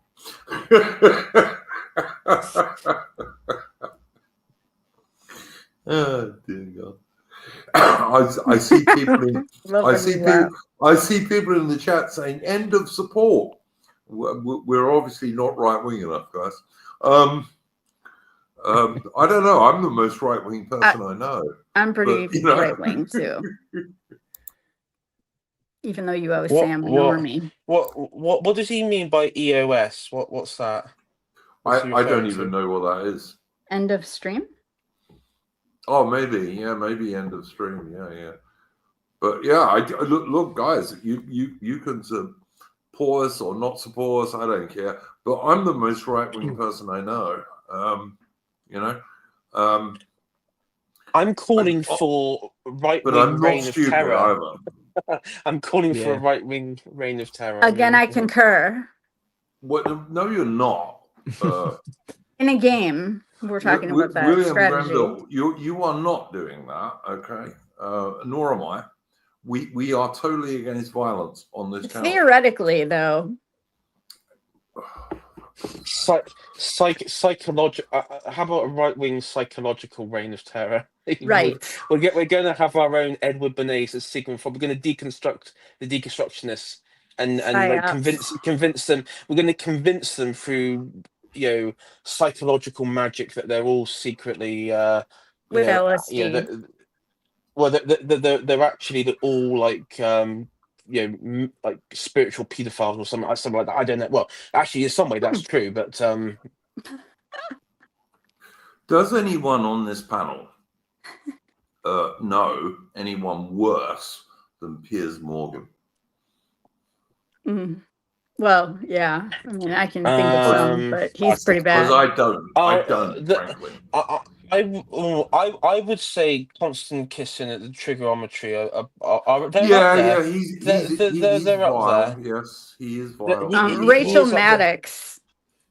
She's hang on. We're talking about Piers Morgan at the moment. I know, but you said anybody worse, and I'm saying she's worse. Well, I don't even think that Rachel Maddox is worse than Piers Morgan, to be honest with you.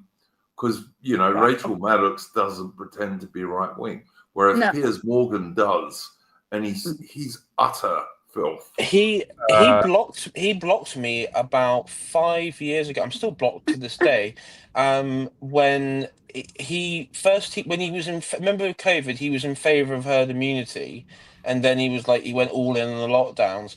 And I remember tweeting Pierce, what's changed? What on the earth has changed? You've got so many. I think I said along you got so you got as many positions as the Kama Sutra or something like that. It's like a J. That might be why And- you got, yeah. And then they That's just hilarious. block me.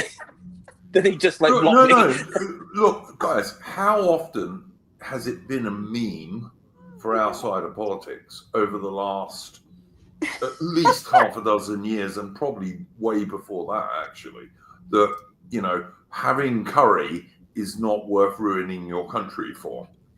I mean, it's only from November, pretty much. More I mean, we always positions do than that. the Kama Sutra. But- That was great. Piers Morgan literally came out with that the other day. That's what a dimwit he is, or dishonest person, whichever you prefer. Yeah. As for people who pretend to be right wing and aren't actually, I mean, I don't know if anyone. I don't think I want to mention our favorite Worcester Club member. I know who you're gonna say. Oh, who could it be now? The name I'm not allowed to say on Who the could show. it be now? Is it BS? No. Are those the initials? You may not know this person, Aubrey. Oh, okay. Because I no. thought that's the one person you guys really hate. Is it HG? Yeah, I think it might be HG, might be the initials you're thinking of. Yeah. But there's a very strange character, to say the least. Not well known. I'm not Yeah, well. You don't know who it is, Aubrey. Yeah, I don't know who this is I either. saw weird guy with a Welsh sounding name. Drives Well, drives actually, his it's girlfriend's a Fiat. it's a. I am told it's a Witcher reference. It's from the Witcher Oh, okay. series. Yeah, no, I get it. Yeah, it's a Witcher reference. So there you But go. he's a dickhead. He is an absolute dickhead. Is this a podcaster or like a real reporter? YouTuber. No, he's a Oh. podcaster, but Okay. most people don't watch his stuff. He's done quite good history stuff about ancient history and stuff, but it wasn't him that was doing it. You know, he was just hosting it. But yeah, he's a moron basically. And that's the kindest thing I can say about him. What? Other than the fact that he still drives his girlfriend's Fiat, you mean? Well, I always think he likes his girlfriend's riding crop personally, but that's just me. But yeah. All these it's sexual references, you guys. Jeez. he's a moron, and that is the nicest thing I can say about him. But yeah, and he's everything that is wrong with reform, basically. Yeah. I mean, he's not really. I don't think we should dwell on this person, but he's not really that tied to them, though, is he? Isn't he just kind of like an online hanger-on? I don't know. I thought he was a member. Well, yeah, but I mean, like, All right, yeah, he's that's got not hundreds true. of thousands of members. Yeah, it's true. It's true. I But mean, he's not exactly. basic- He's not exactly Nigel Farage's top guy. You know, sort of like. You know. I doubt very much that Nigel Farage has ever heard of him, frankly. He's the Nigel Farage groiper. Oh, I'll tell you something that I did want to mention. And you put it up, Adam, and you put up what's his name? I'm trying to remember his name now. It's gone out of my head. You mentioned you put up that Steve Laws. Yeah, the Steve Laws interview with I can't remember who the guy was now. Liam or Tops, something. Yeah. like that. Yeah, and it was really good. And I thought Steve Laws did brilliantly in that. Yeah, it's worth checking out. Yeah, and I actually said on X, I said that, you know, Britain is lucky because we have Steve Laws instead of Nick Fuentes. And Steve Laws is a million times better than Nick Fuentes and doesn't have a cat boyfriend either. He's a married guy with kids. So, yeah, 100%. If you haven't watched the Steve Laws interview with this guy, go and look it up. Steve Laws was brilliant. I don't know about everyone on this stream, but I'm pretty sure we would all agree with remigration. Well, the thing is, as well, is that like remigration has become. I mean, I'm not going to say it's like mainstream, but it's become even more prominent. Like even since that interview, but like just a lot more over the years. It's like Well, politicians are talking about it, journalists are having to address it. Even Nick Fuentes and other people have co-opted the term. People in Europe have co-opted the term. It's been used and it's been co-opted. I mean, it was actually I think it was the Homeland Party before they went all like, went all sort of like drunk. Well, yeah, went all like gay and tranny and drunken Scotsmen in the street fighting, fighting round every European capital. If you're a Homeland Party member, you'll probably get that reference. And But, what is a cat boyfriend? Nick Fuentes used to have a cat boy, whatever that is. Oh, cat boy. It's a guy. God, I just got chills in a creepy way when you said that. He used to wear cat ears and stuff. And Nick Fuentes used to go shopping with him for clothes. That's pretty Now, sexy. I don't know. I gotta say. I've taken chicks to buy clothes, but only to make sure she bought the shortest dress that I wanted her to buy. And that Of kind course. Of stuff. Yeah, with but, 6-inch high heels. With 6-inch high heels, absolutely. But the thing is, I'd never go shopping with another bloke. I just wouldn't do it, you know. Okay, we've had that discussion before. I don't think it's that weird, but it is weird if he's dressed as a cat. If he's wearing cat ears. It's not weird if you're going camping and you're going to buy some camping gear. But if you're going out to buy just street clothes, two blokes going shopping for clothes together is gay. Maybe they're going to go out to the clubs that night and no, it's gay. It's gay. It's gay. You're my gosh. You don't get it. It's gay. Okay.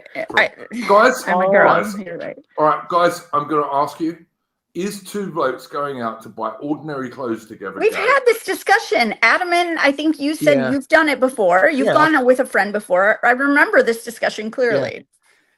Yeah, I've had friends ask me for advice, and we've gone out and gone shopping together. It's not a regular thing, but I mean, I've had guy friends do that too. Yeah, but you're a girl. It's okay. No, not with me. I mean, like, I mean, I worked at the mall, so they would go. Yeah, right. So, like one of them worked there too, but so Raw Biscuits in the chat said, Aubrey, most blokes don't ever even want to go out to the shops to buy clothes. No, they don't. Now, okay, so maybe this is like crossing the line. I'm about to out myself here. I once offered Royal Biscuits, the actual guy, a lift on the back of my motorcycle, and he was like repulsed by the idea. And he was like, "Oh no, that's disgusting. I'm not gay." Really spazzed out. Now he's from Essex, so that's so funny. I mean, I'm not going to. You don't have to put your arms around him. I do get that, Adam. Like I've been on the back of bikes and I've taken guys on the back of my motorbike, but I do get. It's kind of an emergency situation, I suppose. Yeah, he wouldn't have to put his arms around you, right? I mean, no. But that's kind of hot that you have a motorcycle. I didn't know that. That's cool. I am selling it, but yeah, that's cool. I mean, on like that'd be funny, like under emergency situation, cooking to get out of the area, the enemy's coming, and it's like, what's in a motorbike? I'm gonna wait. Sorry, I can't. That would be super gay. And it's like, true. Gonna see who's coming down the road next. Yeah, I'm gonna say because I've got to say, guys, I got a lift once on my mate's 900cc bike, which is quite a big bike, and I held on to the back, like carrier thing at the back. I didn't hang on to him, even though on a 900cc bike, that's pretty iffy, to be honest. But in the movie Dumb and Dumber, it is great when they're on the bike together. I mean, that's a great scene. I love the reason it works is that all blokes get that that's a bit odd. Right. That's and why it's a little scooter, basically, too. So that's funny. But well, even worse, yeah. But I mean, all guys get that. Hanging on to another guy on a bike is a bit. So he refused to go with you. That's so funny. It's nice when your girl does it, but you don't really want a bloke doing it. Yeah. I mean, I can get that. I think the only time I've been shopping with a friend was a male friend was when we went to like Blockbuster to like rent a totally different story. a video game, And then there's one time when we were going for our graduation, we went to it was actually like a tailor. So we didn't have any suits. We actually went to like a like proper old fashioned tailor to get measured up. Totally different story too. There, yeah, that's Yeah, that's the totally only. acceptable. Yeah, I mean, there wasn't like anything. So You know. I think the thing is, you guys don't have to worry about like if I had a boyfriend that I was shopping for, I would say, honey, you don't have to do anything. You just sit back. I'm gonna pick out all your clothes from here forward. So, just saying, fashion stylist right here. That's what I'm Yeah, saying. I'd never let a woman pick clothes for me, to be honest. What? Yeah, that's like a. Okay, that's then like we bridge shop too together far. then. Is that better? I just No. think most guys would be like, "Yay, I don't have to go shop." No, But I'll do it by obviously not you guys. do it by myself. I'll do it by Huh. myself. I've got to say, I have let women say, I've asked women opinions on my clothes. Like, if she was my girl, Yeah. if she was my girl, I think and that's great. Yeah, and that's okay. I got no problem with that. You know, women do have probably better tasting clothes than blokes do. For the I most picked out all my dad's suits and ties and you know, sports coats and everything when I was growing up, and now he's got better clothes than I do. So I taught him well. Yeah, it's kind of cute when it's your daughter. And when it's your dad, I know yeah. it is kind of cute. Yeah. Except that when I was shopping with him, and a woman came up and asked if she could ask for his phone number, and I was like, "Oh my God, that's my dad." But I'm getting sidetracked. So I don't get how you can have like two blokes shopping, because it's like I think I've only shopped once with my old man, and me and my old man hated shopping. Like, it's usually just my mum who just does it, or you know, it'll just be the blokes just go by themselves. Like, I don't think I've ever been shopping with a bloke ever. I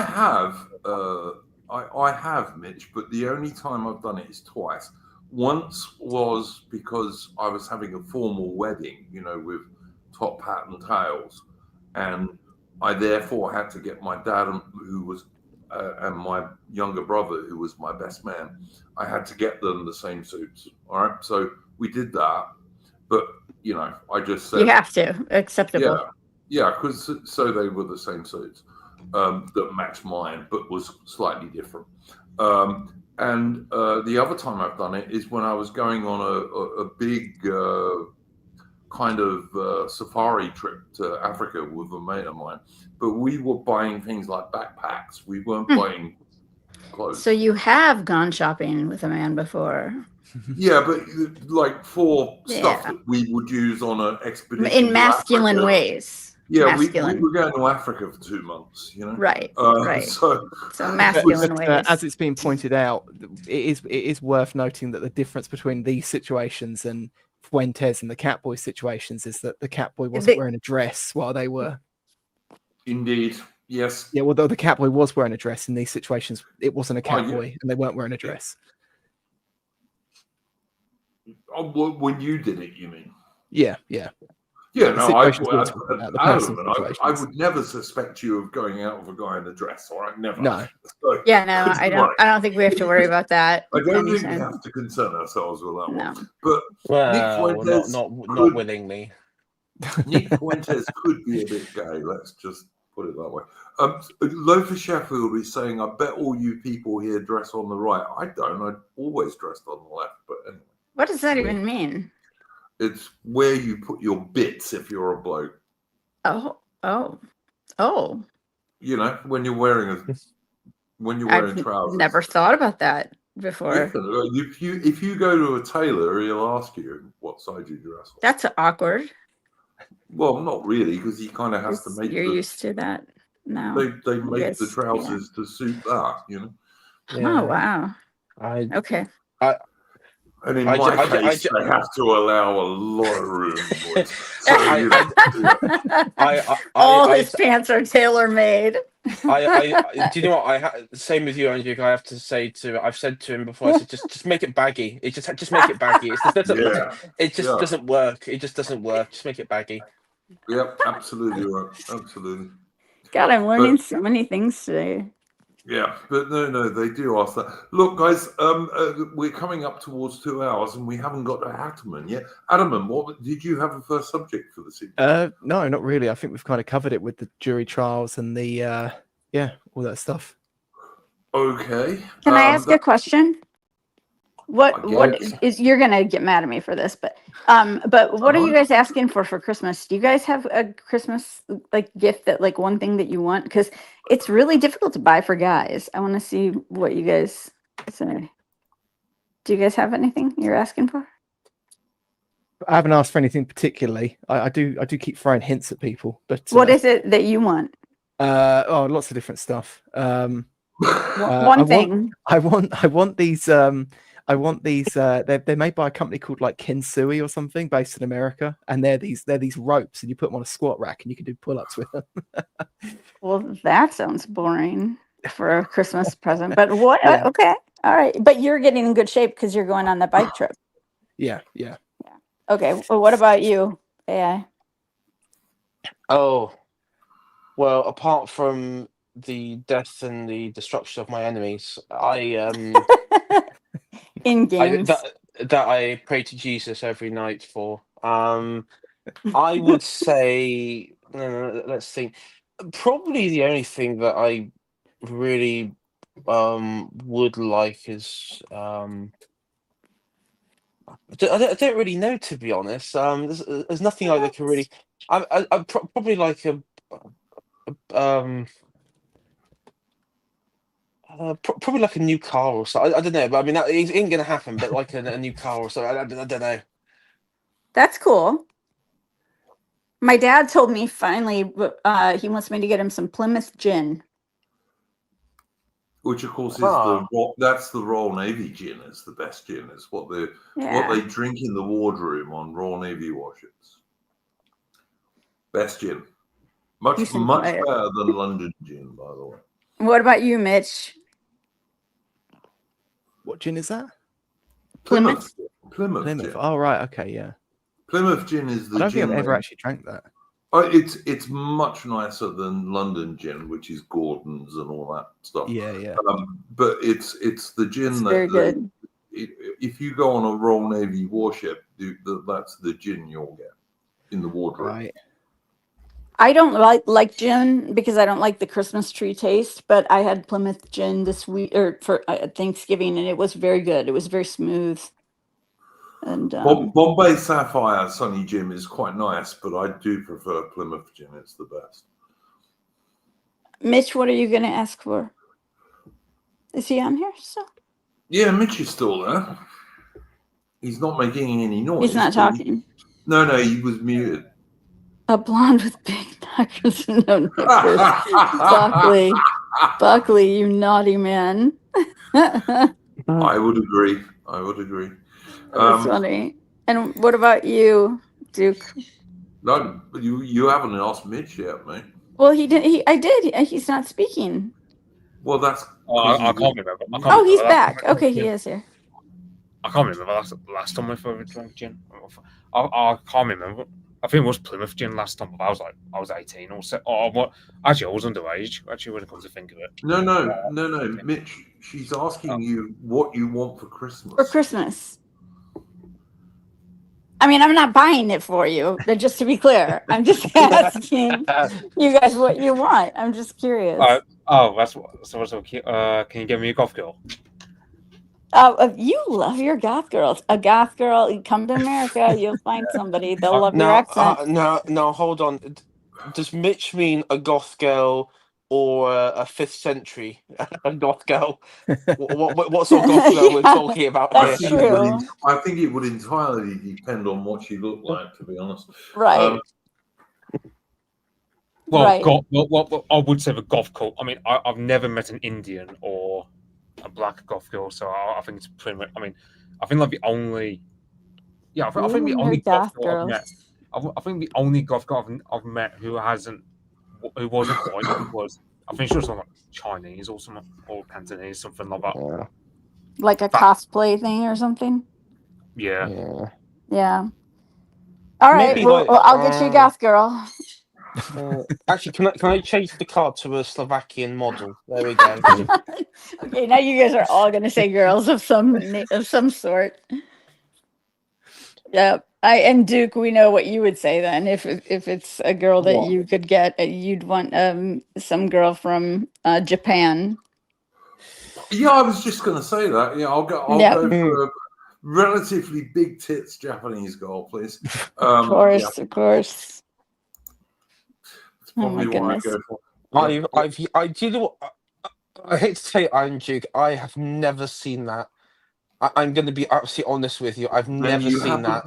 Then you haven't looked very far, is all I could say to that. Yeah, one. they usually aren't very like big busty girls. No, Yeah. there are some you can see them, and But you can always have her have surgery. So Well, Are you I sure? will say, I'm not against girls who have surgery either. I so- know. I- Yeah, I- no. I will say, like with Japanese, I think like since because I remember showing this on the Discord where this Japanese guy, he was marketing McDonald's to Japanese people, going, "Well, if we eat McDonald's for like 1,000 years, our tits will get bigger, our balls will get bigger, and we'll get blonde and tall." Like, Base.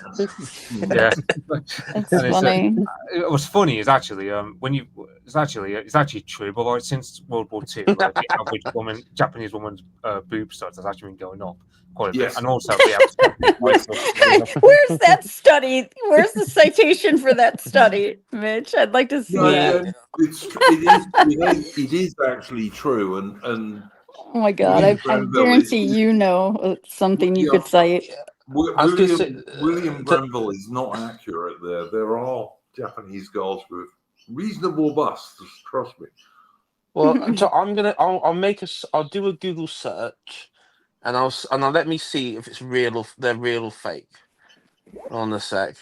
Yeah, I'm guessing fake because I don't know. I don't think of them I as don't even busty care girls I don't care if they're fake. I'm not against girls who get fake boobs. with I'm big really not. whackers. That's funny, Mitch. I am typing in big whackers right now. Be careful. Be careful, Megan Witch William. and a dog Be with careful, Dorito William vibes. Grenville. You know that the MI5 are watching you and where you go on the internet. Actually, How would I you type- wrap a goth girl? That's very funny. I A big did- bow and nothing else. That's what she'd wear, I'm sure. I typed in Japanese woman with big whackers, and it comes up with a Japanese woman holding a leaf blower. Yeah, it just shows you that. Well, that's probably good, William Grenville. That means you don't watch much. Davy's got it down to a science here. Like literally. Yeah, I don't think Dietary. I don't think that's true either, actually. But anyway, whatever. Yeah. Oh, there's female sumo wrestlers, Iron Duke, if you want to. Oh my no, god. no, I don't even do chubby girls. Mate. I No, he never wants have. skinny and tall with that will Skinny, wear tall, stripper and shoes, 6-inch heels. Yeah, great legs, good boobs. Don't care how tall she is. She could be short. Oh, actually, short, there's. it's all fine. I'm gonna stop searching because it just come up with like a victim of Nagasaki. This is Oh kind of god. this is just a dark turn now. I don't know what I'm got myself What into. sort of search engine are you? I know. What are you Duck, typing? go. What are you even typing? You must be using a weird search engine, man. But I anyway, am using DuckDuckGo, to be honest, but I mean, those two were big Japanese whackers. That is. yeah, this is true. Guys, I also have to mention. Do you guys? I presume all you guys know Black Pill. oh yeah. Right. What's his name? Devon Stack.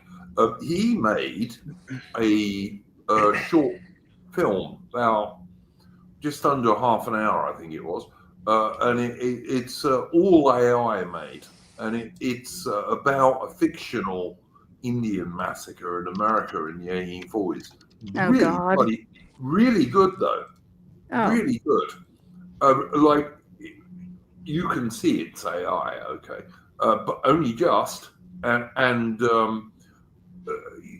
I thought it was really good.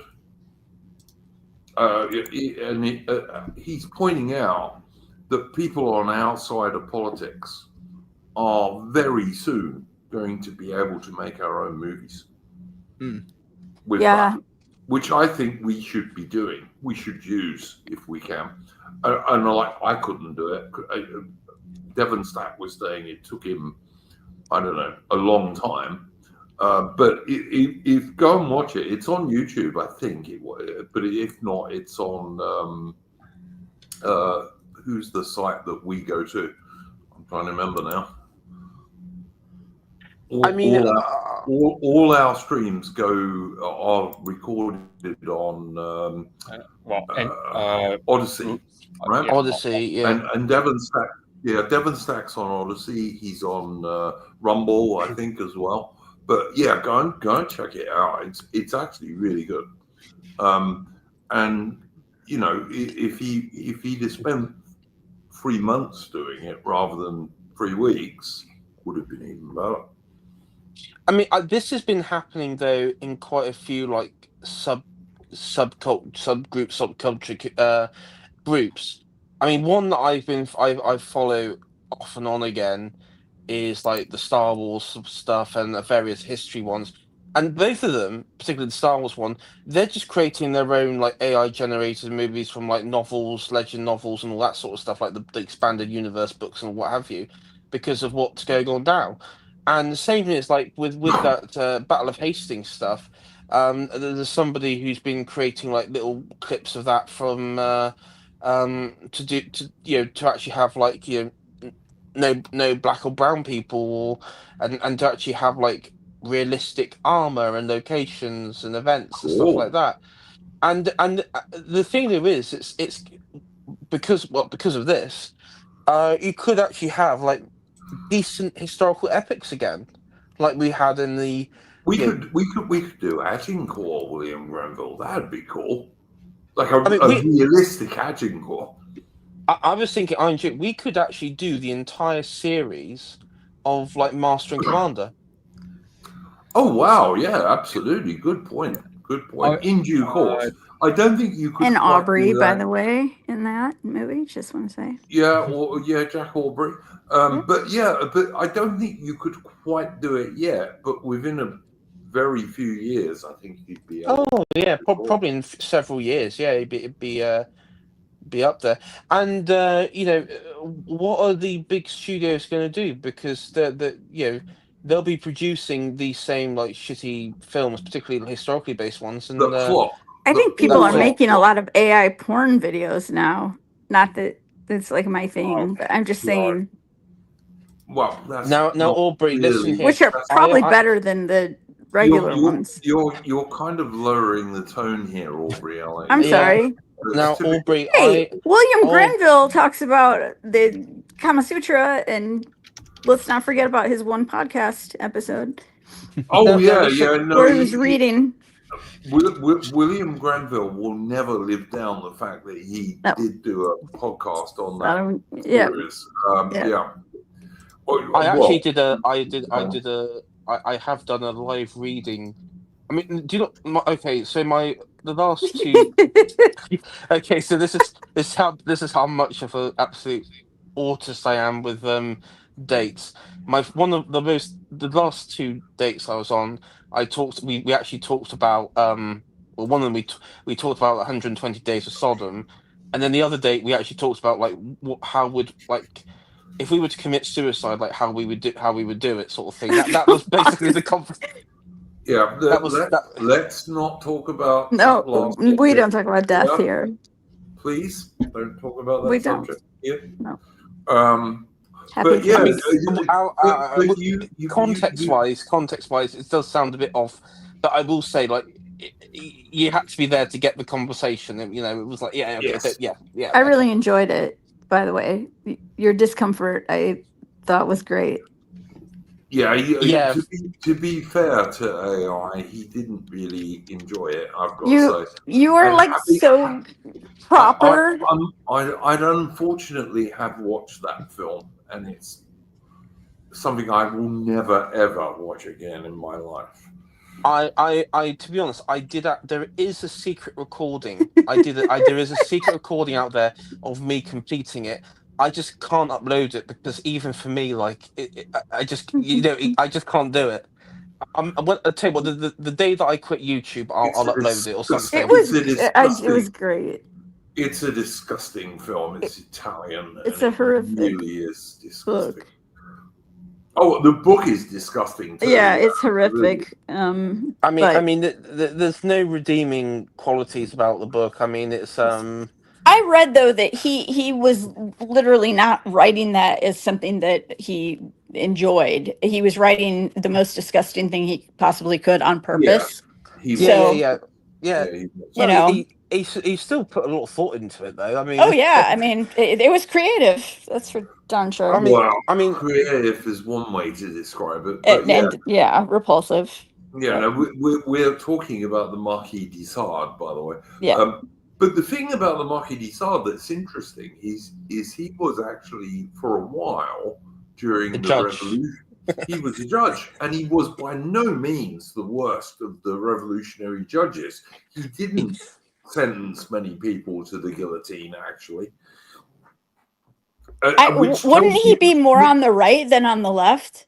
No, He'd be more on the left. A libertine, right? Is what he. Yeah, libertine. He was a libertine. So that'd be more liberal. He was a libertine anti-Christian. Mm-hmm. But when he was a revolutionary judge, he sentenced I don't think he sentenced anyone to the guillotine. So compared to most of the revolutionary judges, He was all right. He was great. Yeah, the Marquis de Sade was quite a moderate, which just tells you. I would love to sit down and have the other guys were. I'd love to go back in time and actually sit down and talk to him. He'd be really interesting to do an interview with. They made or have lunch with, whatever. They made a movie about it with the Australian dude in. What's his name? Guys? No idea. Good actor. Paul Hogan, the guy from Crocodile Dundee. That's the only Australian person I can think of. think- Oh, the guy that played Jack Aubrey. No. Is that who you're talking about? Russell Crowe? No. I don't know any other Australian actors. The one that was Heath in Ledger? Friends. The one in Friends. Not Friends. It was the one who was in the Perry? King's Speech. The one who was in the King's Speech. Jeffrey Rush. Oh, Thank you. Rush. Thank you, Rush. He was in Jeffrey- Friends? Sorry, keep going. No. Keep going. Keep Normal. going. I'm sorry I interrupted. It was Jeffrey Rush, and he played the Marquis de Sade, and the girl who gets fat and then loses weight and gets fat and then loses weight was playing the main female lead in it. I can't remember her name. Kate something. I don't know. Can't remember. But it wasn't a very good film. It's got to be so. I wouldn't. Yeah. Well, I would interview him though. I think it'd be interesting. But I mean, there is a chapter in the book which I did cover, where he did there was what was it, a mother and father was facing the guillotine, and basically what he did was he did guillotine the father as he was oh my abusing god, the I don't even want to know where you're going with this. I mean that's the sort of yeah, it's sick crap that went through his head. It is creative and horrible. Go for the Kama Sutra first if you're gonna look at either one of those books. That's my recommendation. Yeah, there's less scatology in that. Oh, God. But yeah, someone asked about the atheist kangaroo, and I was never a fan because I believe he was an enormous Israel supporter, but that's just me. Is the atheist kangaroo? Is that that YouTuber who or that? His name was Devon something. That's why someone mentioned him. Oh yeah, because he has that kangaroo That was his avatar. Face. Yeah, and he's not the amazing food atheist. porn. It's horrible. Not. I mean, I don't know what that is. Devon Tracy. That's the guy. Devon. I remember. Yeah. And Kate Winslet was the girl who gets fat, then loses weight, then gets fat. Yep. absolutely. Wait, Um, so I'm confused. Is Devon Tracy in like 120 Days of Sodom, like an adaptation of that? Have I he mixed it all up now? easily could be, but no, he's not. He's a guy who used to make YouTube videos. Oh, interesting. But Yeah, his avatar was a kangaroo, and he was supposedly on the right, but he was also atheism is unstoppable. I think that was his handle. oh, I remember. Yeah, Yeah. he was like one of those people that was like, I'm right wing. Well, he wasn't even right wing. He was just anti woke. He was a liberal who didn't like woke stuff. Then he was like, Yes. actually, no, Yes. I'm just a nihilistic lefty at the end of the day. And he was And quite pro-Israel as well, as far as I remember. yeah, he wasn't very atheistic for that group, if I remember. Yeah, which surprisingly enough. Now I wonder what origin story Mr. Kangaroo has. Who knows? Who knows? But yeah, thank you, Davey. That's who we're talking about. Atheism is unstoppable. Devon Tracy, the guy with the kangaroo or avatar, and yeah, I was never a fan. I've got to say, never a fan. I've always had a certain sense of what's right and what's wrong, and I was less awake to the JQ back in those days, but even then, that guy was a bit too much for me. But anyway, yeah. Yeah, I remember when him and Sargon, I think, because of the whole New Atheist stuff. You had those sort of debates, and he would spurg out whenever you like, you talked about like World War II and certain narratives. He'd be like, he would spurg out a bit about that. So that's how I remember him. It's like you've got to use common sense when you're looking at these people, and yeah, he was never. I always thought he was a wronger, to be honest. He used to do a lot of straw man arguments, like like those arguments like whataboutery sort of stuff, the sort of shit that you see, like Hassan Piker or Walsh when he was around, make those. He used to dabble in that style of argument, and I never liked that. I never, and that's why I never really watched his stuff. He would have been quite happy on trigonometry, for example. Oh yeah, peas in a pod. Yeah, they would have gone on quite well, I think. I also have to mention on this stream that I believe Peter Will has passed away. Now, because I'm not in favor of gay guys particularly, I was never an enormous Peter Will fan, but you know what? Rest in peace. Because on the whole, I think he was probably a good guy rather than a bad guy. Don't know what you guys think about that. Yeah. I said rest in peace because he gave platform to a few people that I know, and yeah. So apparently he died of cancer. So yeah, it was a very rest in aggressive. peace for sure. Then It was a very aggressive form of cancer that he got. It wasn't AIDS. It was a very aggressive form of cancer. And as I say, and as I just said, on the whole, I'd say rest in peace because I think he did more good than harm, to be honest. And the thing is, I know that he was a Zionist. He did promote a lot of stuff which was negative to the right and everything. But at the same time, someone died, and I'm not going to just after he's died, I'm not going to just like trash him or something like that because that's just unnecessary. I mean, yeah, he's dead. And let's Yeah, not be hypocritical. We were saying not to do that about Charlie Kirk. So, exactly. And let's be bigger people than that. Yeah, Charlie was murdered. This guy has died, and I'm not going to trash him. I mean, I would, later on down the line we can say, about his legacy and what have you. But at this moment in time, yeah, I'm not going to wish him like, right. do sort of like the gleeful, like jumping around, going, "Yeah, he's gone" or whatever. That's not No. gonna happen. I think for me, if that's something you, if people, I've seen there's one particular individual who I know who's sort of done that, and I just like, just chill. I mean, there's a point where there has to be some sort of like mental maturity about it. And humanity. Seriously, Yeah, true. Yeah, we claim, and I think generally we are better than our enemies. So there's no reason to be worse. Right.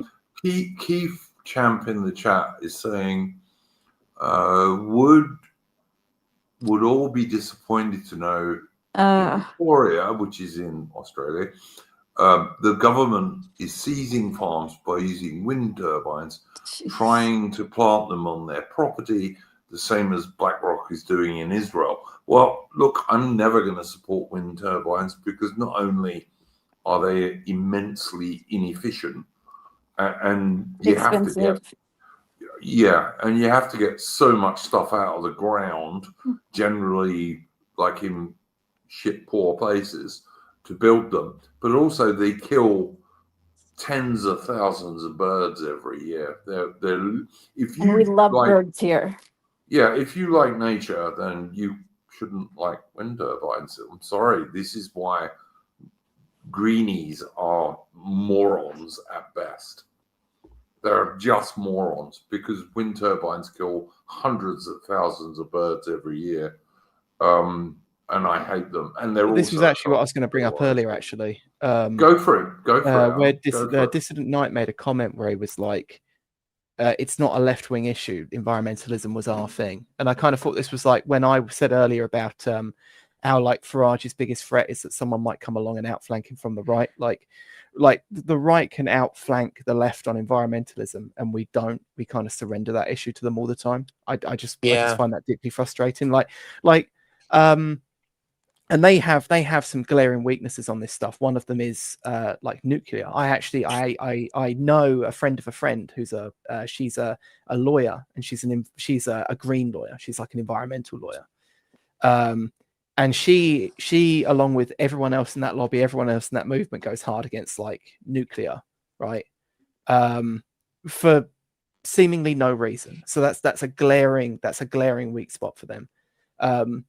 Not saying I want nuclear power plants for the same reason that like Brexit under this regime just leads to more brown immigrants. Like nuclear under this regime would just lead to nuclear plants being run by Shaniquas. But if it was run by good, competent people, then I'd support it. Yeah, and it's like we like even wind turbines, like wind turbines and solar panels work really good if they're done in an individual way. Like if you have them on your own property on a small scale, they're pretty phenomenal. But at scale, they don't make much sense. Again, there's another glaring weak spot that you could just hit them on all the time. That no one does. And Adam, the original environmentalists were former, mostly British hunters in Africa who set up all the game reserves, pretty much. And in America, people like Teddy Roosevelt, who was also a big hunter, who set up most of the American national parks.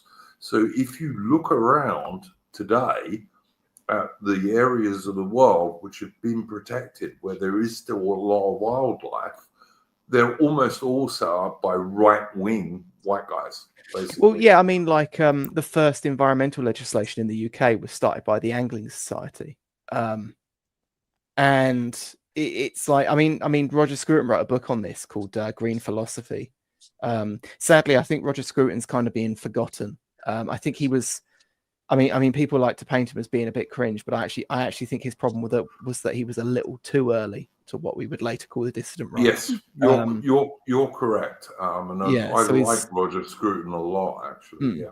So his legacy hasn't really been cemented in when the movement was sort of at any sort of point of like gaining any real momentum. But he also teamed up with that strict headmistress thing, and yeah, from what I understand, I think he did like regret that sort of from what I heard, he did regret that, but that was like for well, that was for something. I think that's for one of his works or something like that Yeah. he did that. But yeah, it was a shame because he did actually raise. He spoke a lot of sense about many things, including conservation and also traditional architecture and quite a lot of stuff like that. Well, yeah, But and he also talked about like the religiosity of all things, is like the actual spiritual side of it as well, which is is something which you don't really hear it, that actually gives a meaning to what a right wing cause or his a right wing issue is, and that's something that um well, at the time was completely alien, because as someone would say, everything was about, you know, the free market or market access or something. That was the only thing that guided the Tories, because he was, I mean, was he in the Tory party, Asman, up until he died? yeah, he was not until he died. He was in charge. They put him in charge of a building initiative. Oh, that's it. Yeah, Yeah, yeah, I and remember. then he Yeah. got Adam, and kicked out of he it. got screwed over, didn't he? Yeah, yeah. Towards the So end of that his guy life? George Eaton from the New Statesman, who I Yeah, relentlessly bullied on Twitter and did eventually block me, but he claimed that Roger Scruton was racist and homophobic. yeah, and Johnny Mercer. It was Johnny Mercer who Yeah. is who was an MP for Plymouth, the Veterans Minister or whatever. Penny Mordaunt and I think Alicia Kearns was also. Yeah. They were like ganged up against him in the Tory party to get to pressure Cameron at the time to dump him over this lie, and Yeah. it was a total lie as well. And yeah. Yeah. Yeah, And it wasn't as they if he was shat like, on him. yeah, it wasn't as if he was like overtly That's anti-racist. It that was just the case that George Eaton kind of made up what had been said in the interview after the fact. Yeah, and Penny Mordaunt and co. She just called him like this extremist crank, and that is why whenever I've seen like Penny Mordaunt or anything, I always like just remind everyone, you know, she is just an utter traitor to this country. She's a scumbag. Absolutely. Yeah.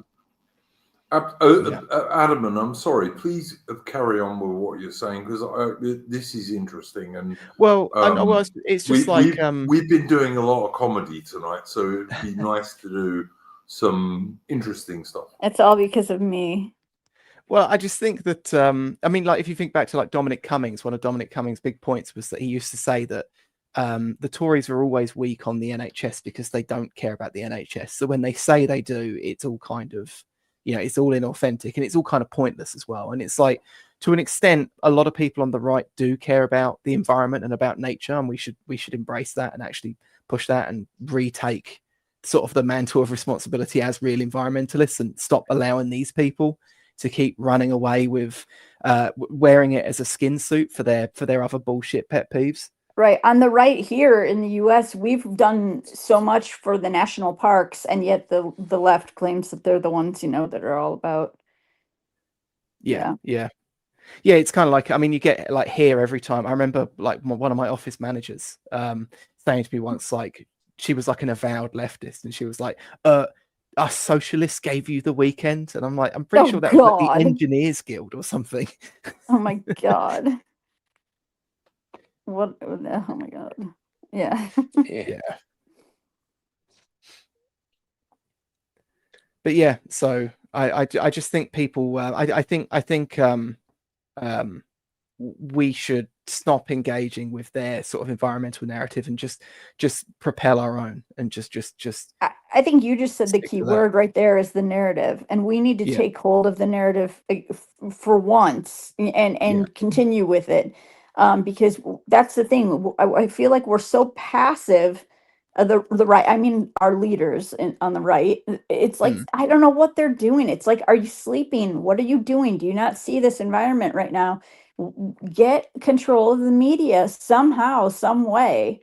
because that's how the left has their power. The, That the is how they media, have their power. the media is dying, to be fair, or reality.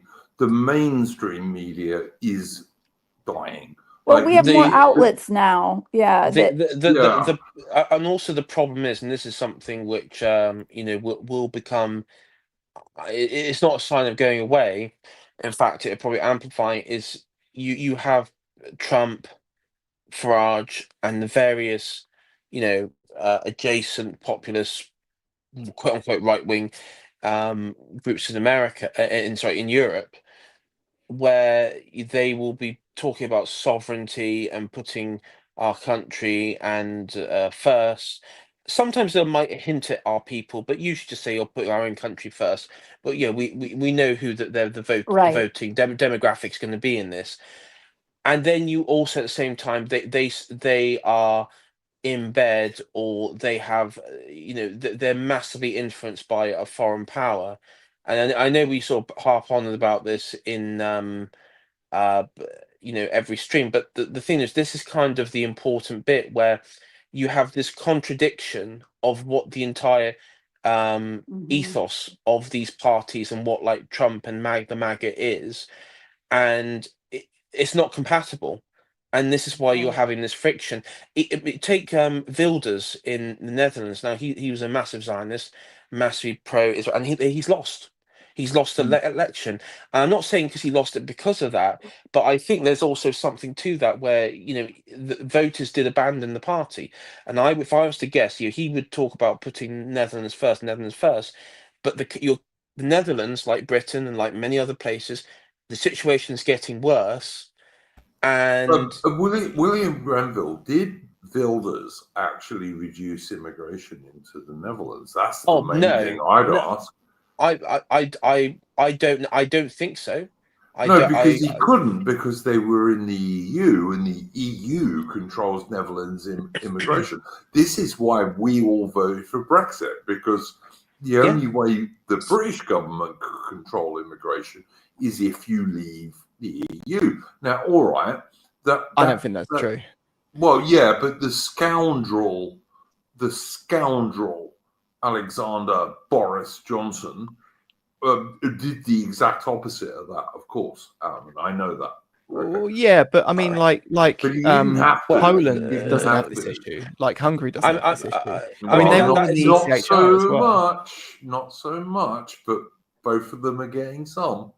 They're getting some, yeah, but they Yeah. a lot of that's quite recent, and you know they didn't have to do that. And for them, it's a political choice, the same as it was for us. I think like the thing is with the ECHR, you could ignore it. There's no real means for them to enforce it on you. Okay, they could fine you. They fine Hungary, for example. Yeah, but it's cheaper for them just to pay the fine. They make you lose money. Yeah. Yeah. Alphabet Cat says Netherlands needs someone like Faust. I did a stream with Faust, and I agree with you. I think if Faust was in charge of the Netherlands, they'd get zero immigration, which is what every Western nation needs. If you were a real estate zero. developer, could you develop you know, some type of little small town or enclave or whatever, and only allow certain people in? where's this in I Britain? mean, Yeah, isn't that what like depends. the Muslim population? I know they're trying to do that, like in an area of Dearborn, I guess, or they are doing that. I don't know, but I mean, is that something that could be done, or would that be? Would it be? I think that's been attempted recently in Oxfordshire, but now I don't know. I think that was stopped by the council. Yeah, we don't quite have the same laws on private institutions that America does. And I'm sure I mean, you'd all get sued, you know, if Yeah. You would have a council. The council would just stop it immediately. If you were to publicise, because we're going to create a community just for like white English people only, you would have Right. some like shithead. I mean, would what if pro- you said for British, you know, people or whatever, like, you know, British ancestry, then no, that's not no, saying race. As soon as you define British yeah. as being white Anglo-Celtic people, which But is if you're not writing those words, But you Well, the can thing do is, it. if you How do build you, like how an do you, estate, for how do you do example, 10% of all the properties in that estate have to go to the local council for social housing. And Oh. they will even in Canterbury where I am, there's a particular estate Yeah. where there used to be an army barracks here, and they built an estate on it. And there's like 2 streets in that estate where it's all done for social housing, and that place Oh is my like God. 90% So black. it's to ensure that they're properly installed into Diversified, every yeah. subdivision.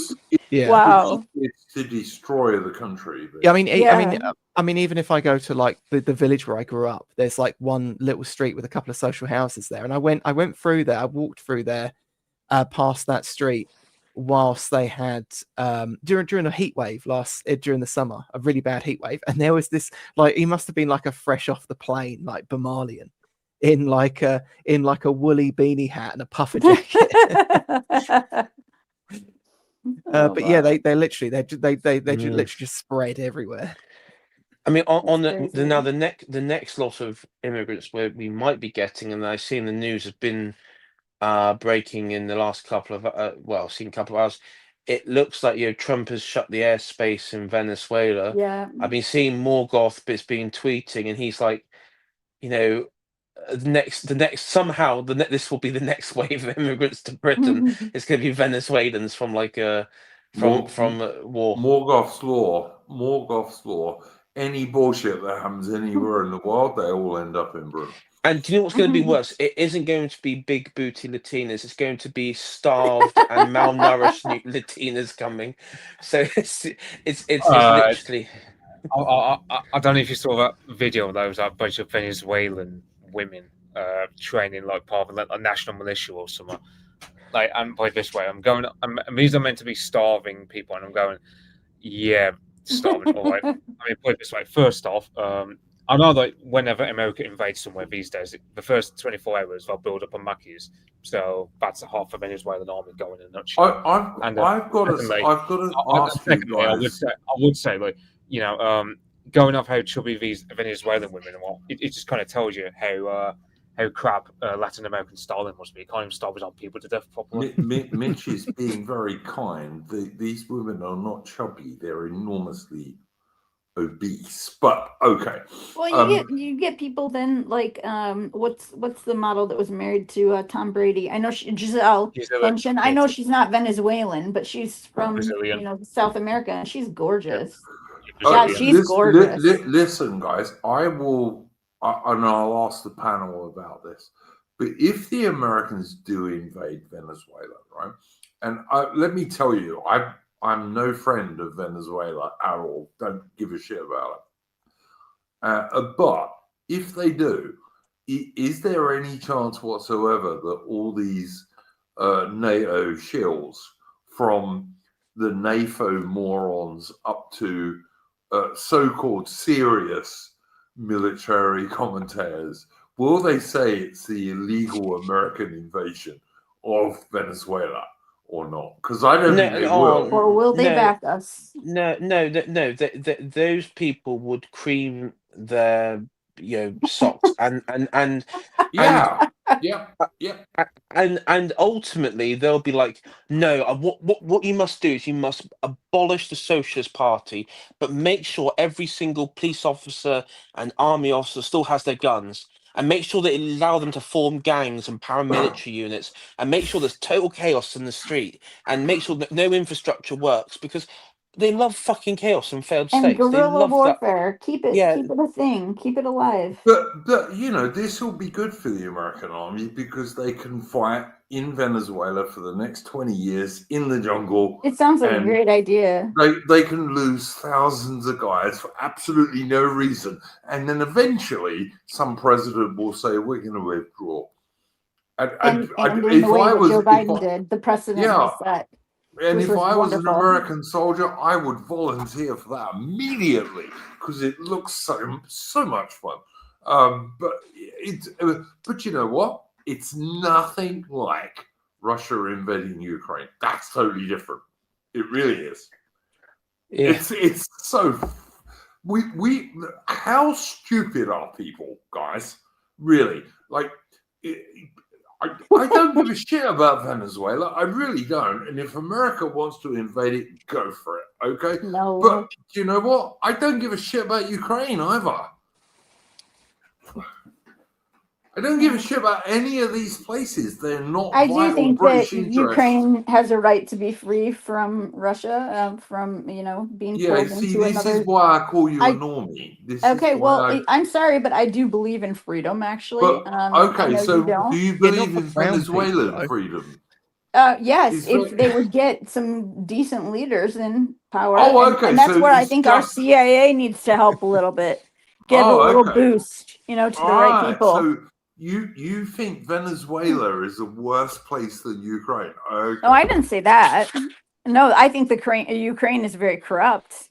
Very Right, corrupt. so what's the difference then? Well, I don't think our get it. CIA needs to get involved and take out some leaders over there. No, I'm kidding. I don't think that's the answer to every question. Well, I hope But you're kidding. I didn't think you well, were that sometimes stupid. it's necessary, and I'm not kidding on that front. But no, I don't think Venezuela is going to invade the USA anytime soon. I don't think so either. I mean, Aubrey, I would say I think the CIA needs to be retired because their method of removing quote unquote dictators, I disagree. quote unquote dictators usually backfires with deaths of many ancient Christian populations and flooding into Europe. So that's a no, thank you. By the way, Aubrey Outie, in case you think I'm being especially anti-American, I don't. I'd retire MI6 as well for the same reason. Maybe just get new leadership. How about we get new leadership in there? No, I reckon get rid of them and start a new organization. That's what I think. Okay, well, but doing the same type of thing. I mean, you need people. You do need these an things. intelligence organization, but I just think Absolutely.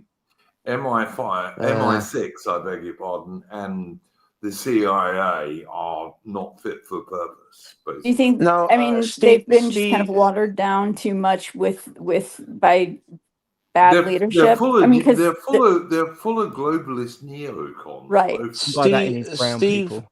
Steve in chat is saying that the Afghan person who killed the National Guard soldier and wounded the another National Guard guardsman worked for the CIA. Is that true? I didn't realize he worked. He did. Yes, he did. That's true. Yes, he did. In Afghanistan, he used to collect information for the CIA. Oh, okay. So he wasn't not an operative. He was somebody that they used. I don't know how much He was you sort of off the books operative, as far as I. Yeah, I don't know how much you understand the way these intelligence Jamal organizations I do. I've been reading up on that actually not too long ago. All right.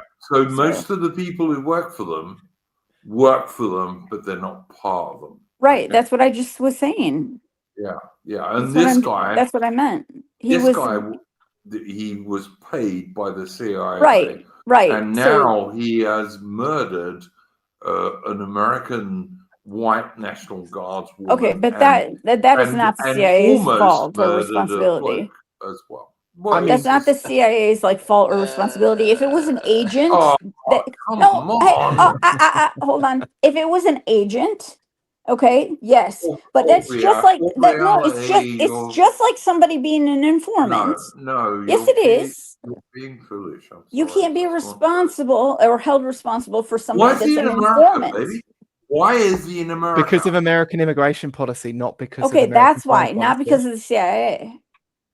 I mean, it's the same as people saying that the reason we have immigration in Britain is because we took out Gaddafi, as if we needed to give the guys at the Home Office an excuse to just go. Yeah, fair enough. Fair enough. But... before this turns into another Portugal thing, though, I'm gonna jump off for the night. All right, mate. Thank you very much for joining us. You guys didn't ask what I wanted for Christmas. What would you like for Christmas, Sophie? Wow, you guys don't even care. It's fine. What do you want for Christmas? I want Abercrombie & Fitch perfume. I used to work there, and I love the. Great. Yeah, how about sense of taste? Oh, okay. Right, No, see you not the later. taste, the scent, the scent. I don't drink it, but yeah, that's what I want. That's one of the things I want. Many Thank you others. for the small All right. mercies. I was Good just night, curious everyone. about what you guys wanted. So anyway, yeah, you guys Yeah. have a good night. Yeah, no, yeah, thanks, for joining. I should have asked you if you wanted to plug anything, but probably not. But yeah, America invading Venezuela is way worse than Russia invading Ukraine, because whilst Ukraine actually is a threat to Russia, Venezuela is no threat to America. But that's the truth of it, to be honest. And I'm pretty sure the Afghan who killed those National Guards people in the US, I guess working for the CIA didn't hinder him in getting into America, shall we say. And you hear constantly in Britain can't leave all these bastard traitors who betrayed their own people in Afghanistan. We can't do that. Even though, all our guys who were killed and maimed over there were killed and maimed for absolutely sweet fuck all. We gained nothing from that at all. Nothing.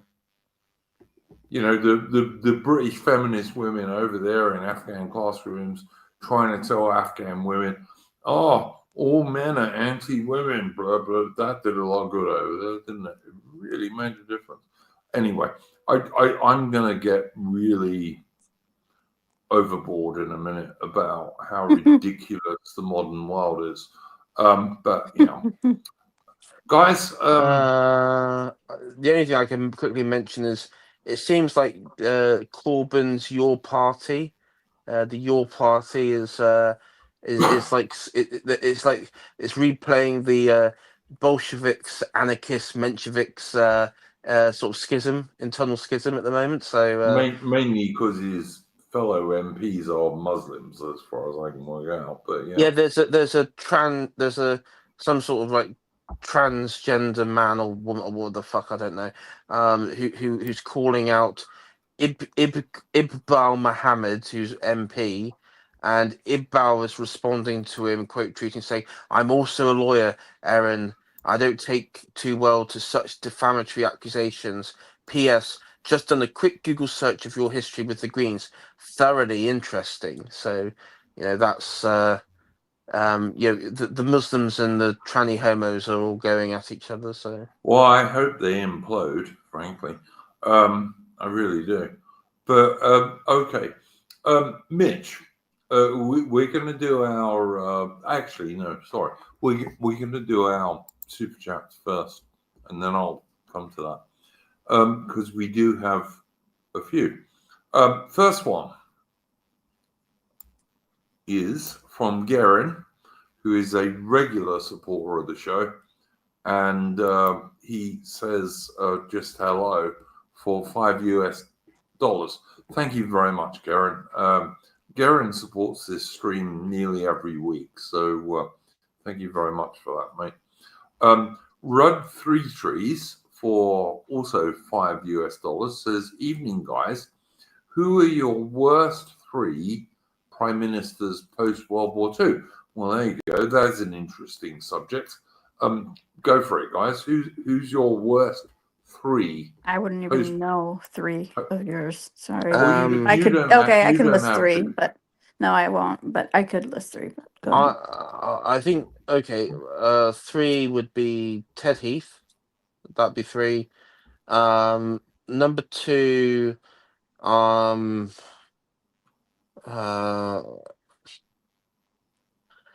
want to put anti.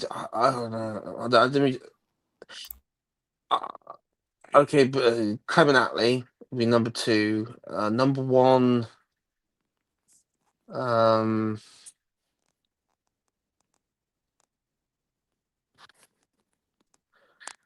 Where it post World War II.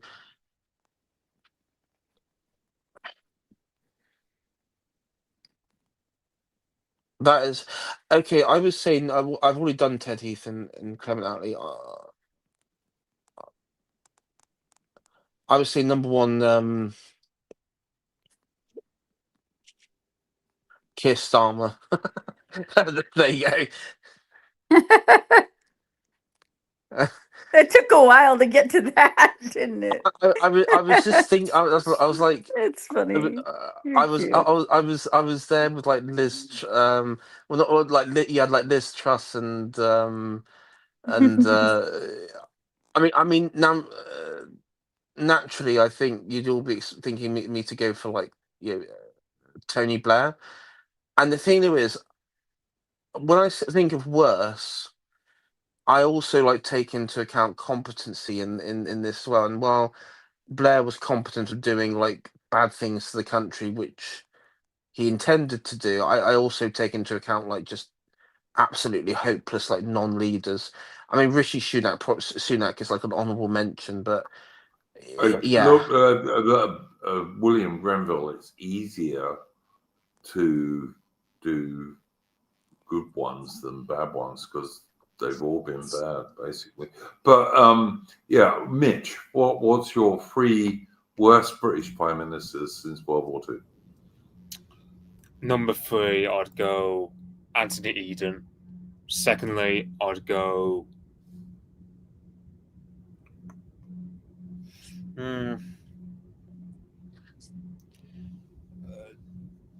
I mean, John Major doesn't really count as a prime minister. He's barely noticeable. oh yeah, I forgot about him. Yeah. I might just say Theresa May, but that's because of how humiliating she did the whole Brexit process. Either that or I'm going someone like Howard Wilson. As for first place, I'm going to have to say Boris Johnson for first place. I despise Boris even more than I hate Starmer in a way because Starmer is just a complete idiot, and that's the thing. Like, it's so easy to understand that he's hostile, whereas Boris was so very underhanded, so Yeah, very clever. true. I just detest that guy. Fair enough. All reality, did you have three? Because if you do, you can do them. But if you don't, I mean, I don't care. can only say three: Margaret Thatcher, Tony Blair, and Keir Starmer. There you go. Are you proud of me that I could say three though? Because I don't know anything about British. Yeah, I don't think Margaret Thatcher deserves I'm not saying she was to be bad. in that I'm list, just so. saying those are the only three I could name. Oh, okay, fair enough. Me, I'd go Clement Clement Attlee, Harold Wilson, Tony Blair. There you go. I'm surprised you didn't put Heath on that list, to be honest. Mate, but, listen, if someone asked me for 6, he would have been on that list, or even 5. But it was the worst ones. Who's your favorite Brit ever? Nelson. Nelson. Yeah, I knew Nelson. that'd be. Oh, I'm surprised it's not your guy that you are. No. Duke of Wellington second, but Okay, Nelson second. first. Okay, Nelson. Do you know who my second? Because obviously Nelson's my. But do you know who my second would be? It would be Captain Cook. Yeah, good one. Good one. Favourite for me would be Alfred the Great. Fair, yeah. Oh, if you had to say English, I probably would like exclusively English. It would be Alfred the Great. Like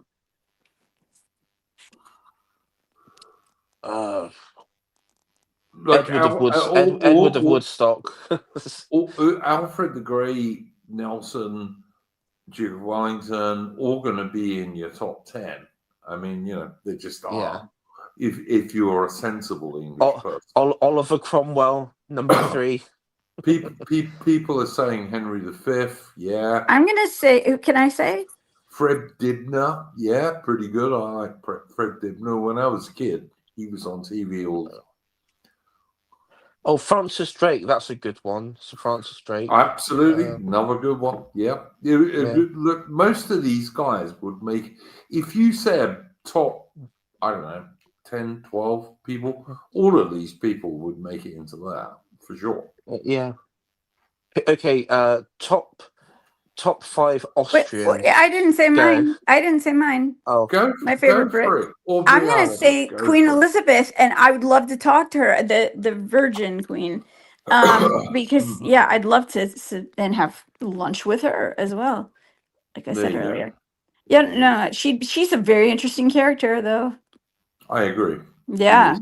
and you love her. You've talked about her a lot. Well, I wouldn't say I love her, but Well, yeah, you said she was- she's your second favorite queen Oh Was it- yeah, was after Victoria. after Yeah. Victoria. Yeah. Yeah. Did- I did- agree wasn't it- with wa- sh- Brunel. sh- Brunel Oh, in the chat. yeah, Another Brunel. good one.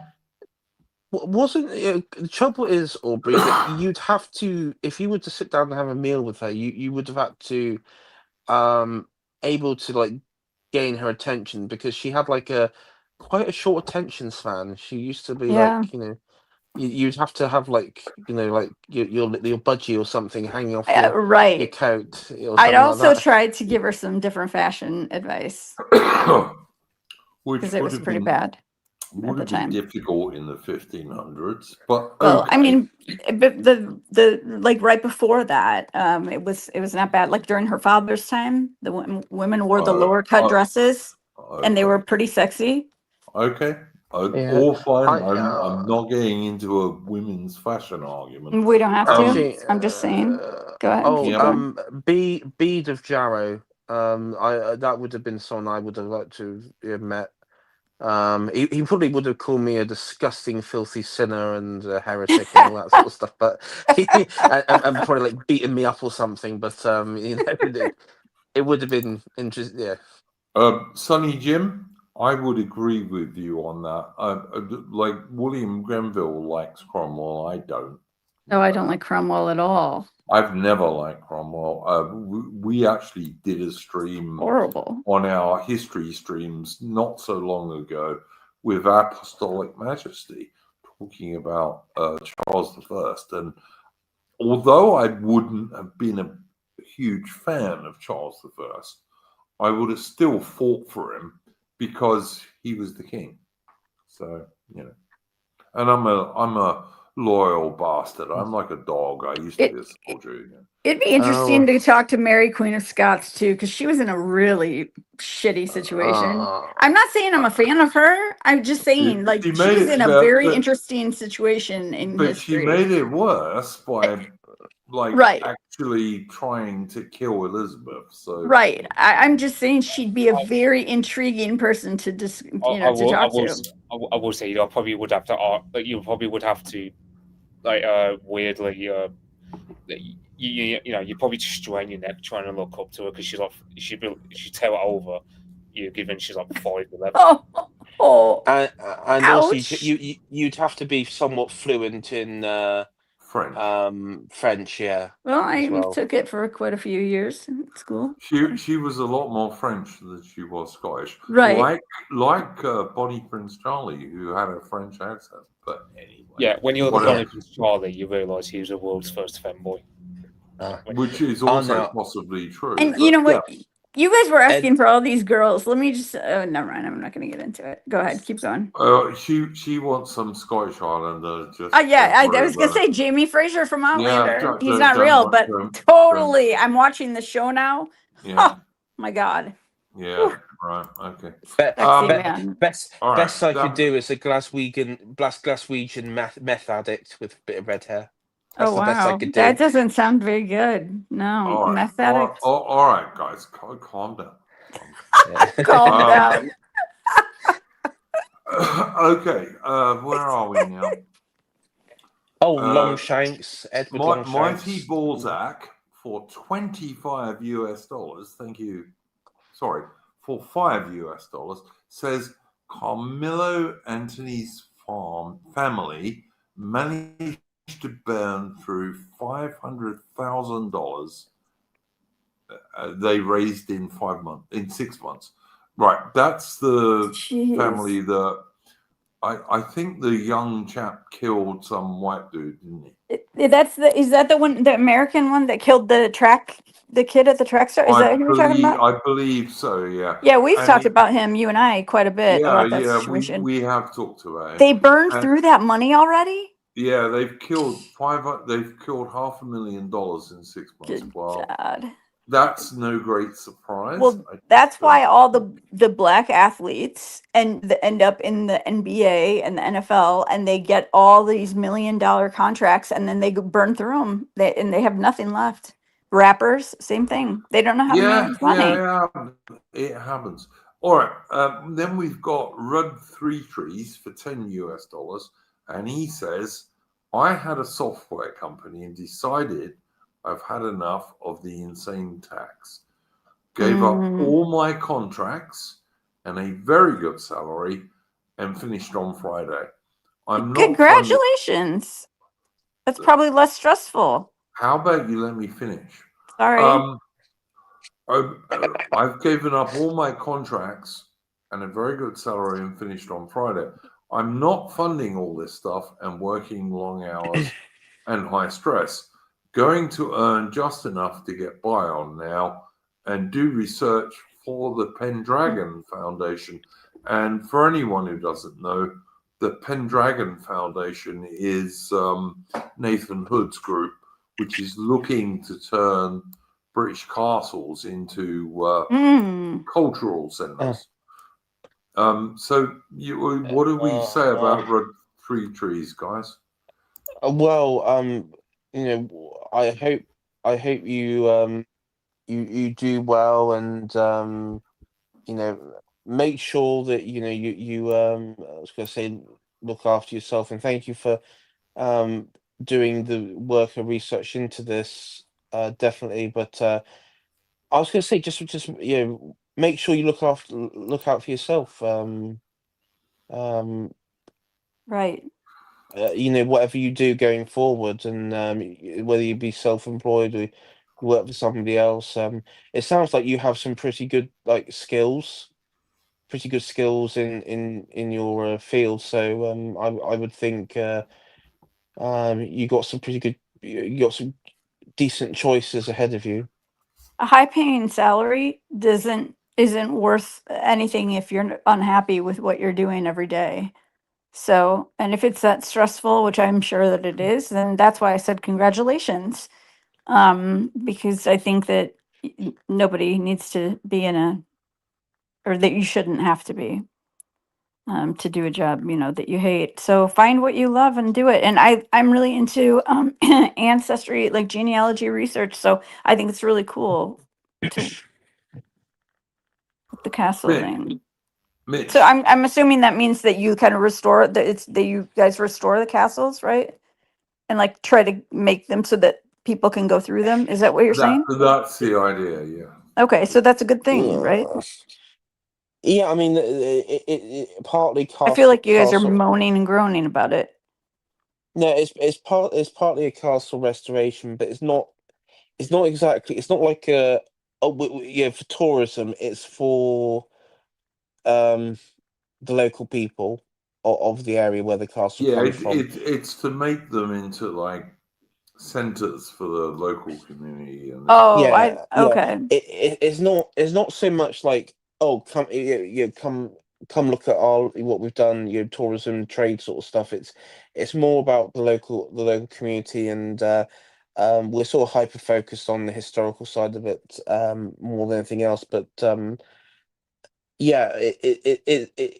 one of the problems is that a lot of castles have become, they don't like adhere or even sort of demonstrate their historical worth, and particularly some castles which have been used for filming for whether it be like Harry Potter or things like that, they end up just doing like total like functions where it's like, oh, Quidditch games and all that sort of silly stuff. And I think there is some there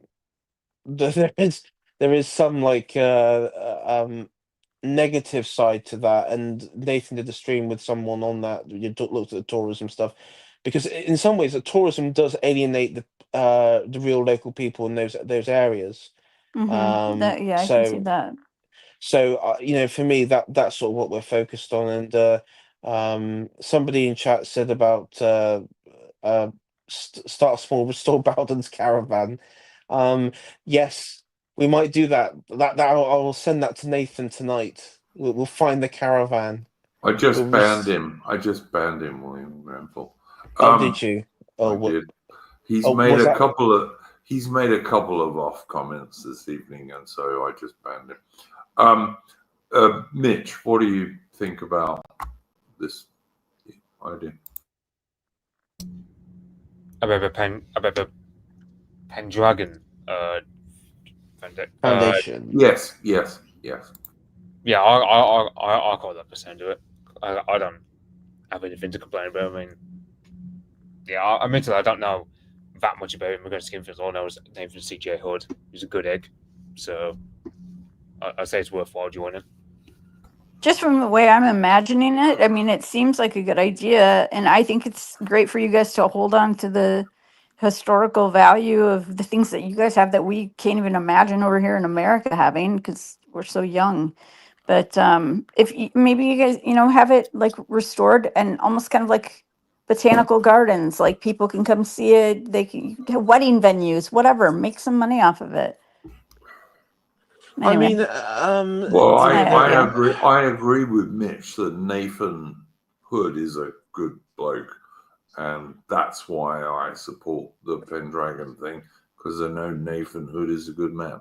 And I don't think castles should be like knocked down and put. I mean, that's brilliant no. history. So I Yeah, think it's a good yeah. thing to hold on to those. And I yeah, mean, to be fair, a lot of it is just incompetence by the right. people who are meant to, and also neglect. Just like nobody's bothered to look after, because there are a lot of castles which are privately held by various earls and duchesses who still have like titles and these titles, and they just they either don't have the money or it's just neglected and they fall into disrepair.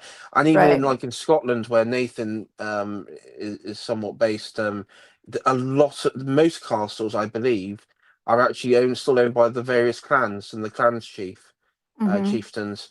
So a lot of those have had damage, whether through like conflicts or the weather and neglect in that regard, and stuff. I mean, the So upkeep has to be insane, really. yeah, it is. It is, and a lot of the times they've had to do The like upkeep local isn't charity. insane if you just let it go ruin.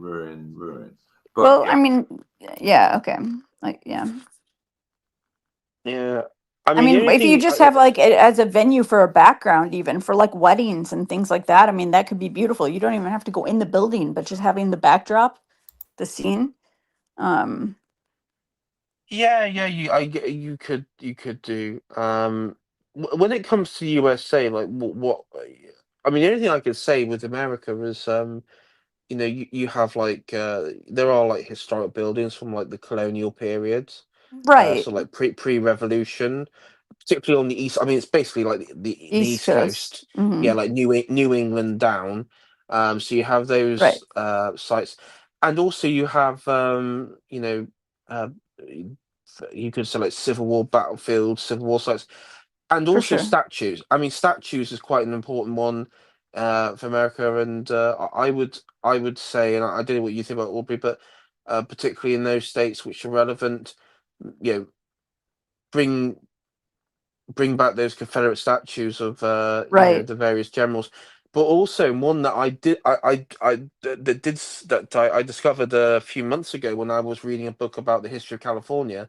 Now, of course, Sir Francis Drake, who we mentioned earlier, did actually land in California Hmm. when he was circumnavigating the world. And there, the point, the area at the point that he landed, there was a statue to him until I think it was 2020, with all the BLM stuff, and the statue was removed, supposedly because it needed like renovation and everything, but it was never put back up. So I'm pretty certain it was for you know uh, diversity, colonial crap, and all that sort of shit that you get out there. It's just small things like that. Hmm. Yeah, That's and how I would. to be clear, I didn't Guys, mean that we don't have anything like that in America. I just mean we don't have anything that's like as ancient as your castles, you know. guys, Oh yeah. guys, look, for some unknown reason, we've got 100 and almost 140 viewers at the moment when we're coming to an end. All I would say is go back and listen to the conversation earlier. It was probably more interesting.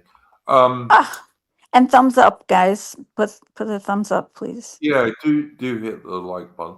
But you know, we've been going for quite a bit over 3 hours now, and I was happy to go longer on this stream because it's our 250th stream. But yeah, Congratulations. well, I don't know what for, but Because anyway. it's your 250th stream. It's a pretty cool thing. Oh my gosh, I'm rolling my eyes. Okay. Mitch, what would you like to plug, sir? Tomorrow night, Apostolic Majesty is doing a stream about the Catholic Church in Japan from 1540 to 1640. So basically, when the Portuguese first landed there, up until when the Japanese isolate, it was Tokugawa shogunate. So I'll be on with him tomorrow evening at 9 p.m. for that. Yeah, I'm looking forward to that. And for anyone who doesn't know, this is the start of an Apostolic Majesty series on Japan, I believe. Is that right, Mitch? I don't know if it's about series as of yet, but I've said to Absalom Meister, I said, look, if you want to do anything regarding Japan, then yeah, I can help him on that one. I know, like, I'm at Tokugawa shop. I've heard. He said because I think he struggled a bit with pronouncing some Japanese words as well, so I'll probably help. Oh, okay, right. Yeah, Mitch, I've heard Apostolic Majesty say several times that he's going to do like a 3 or 4 part series on Japan. So hopefully this will be his first part.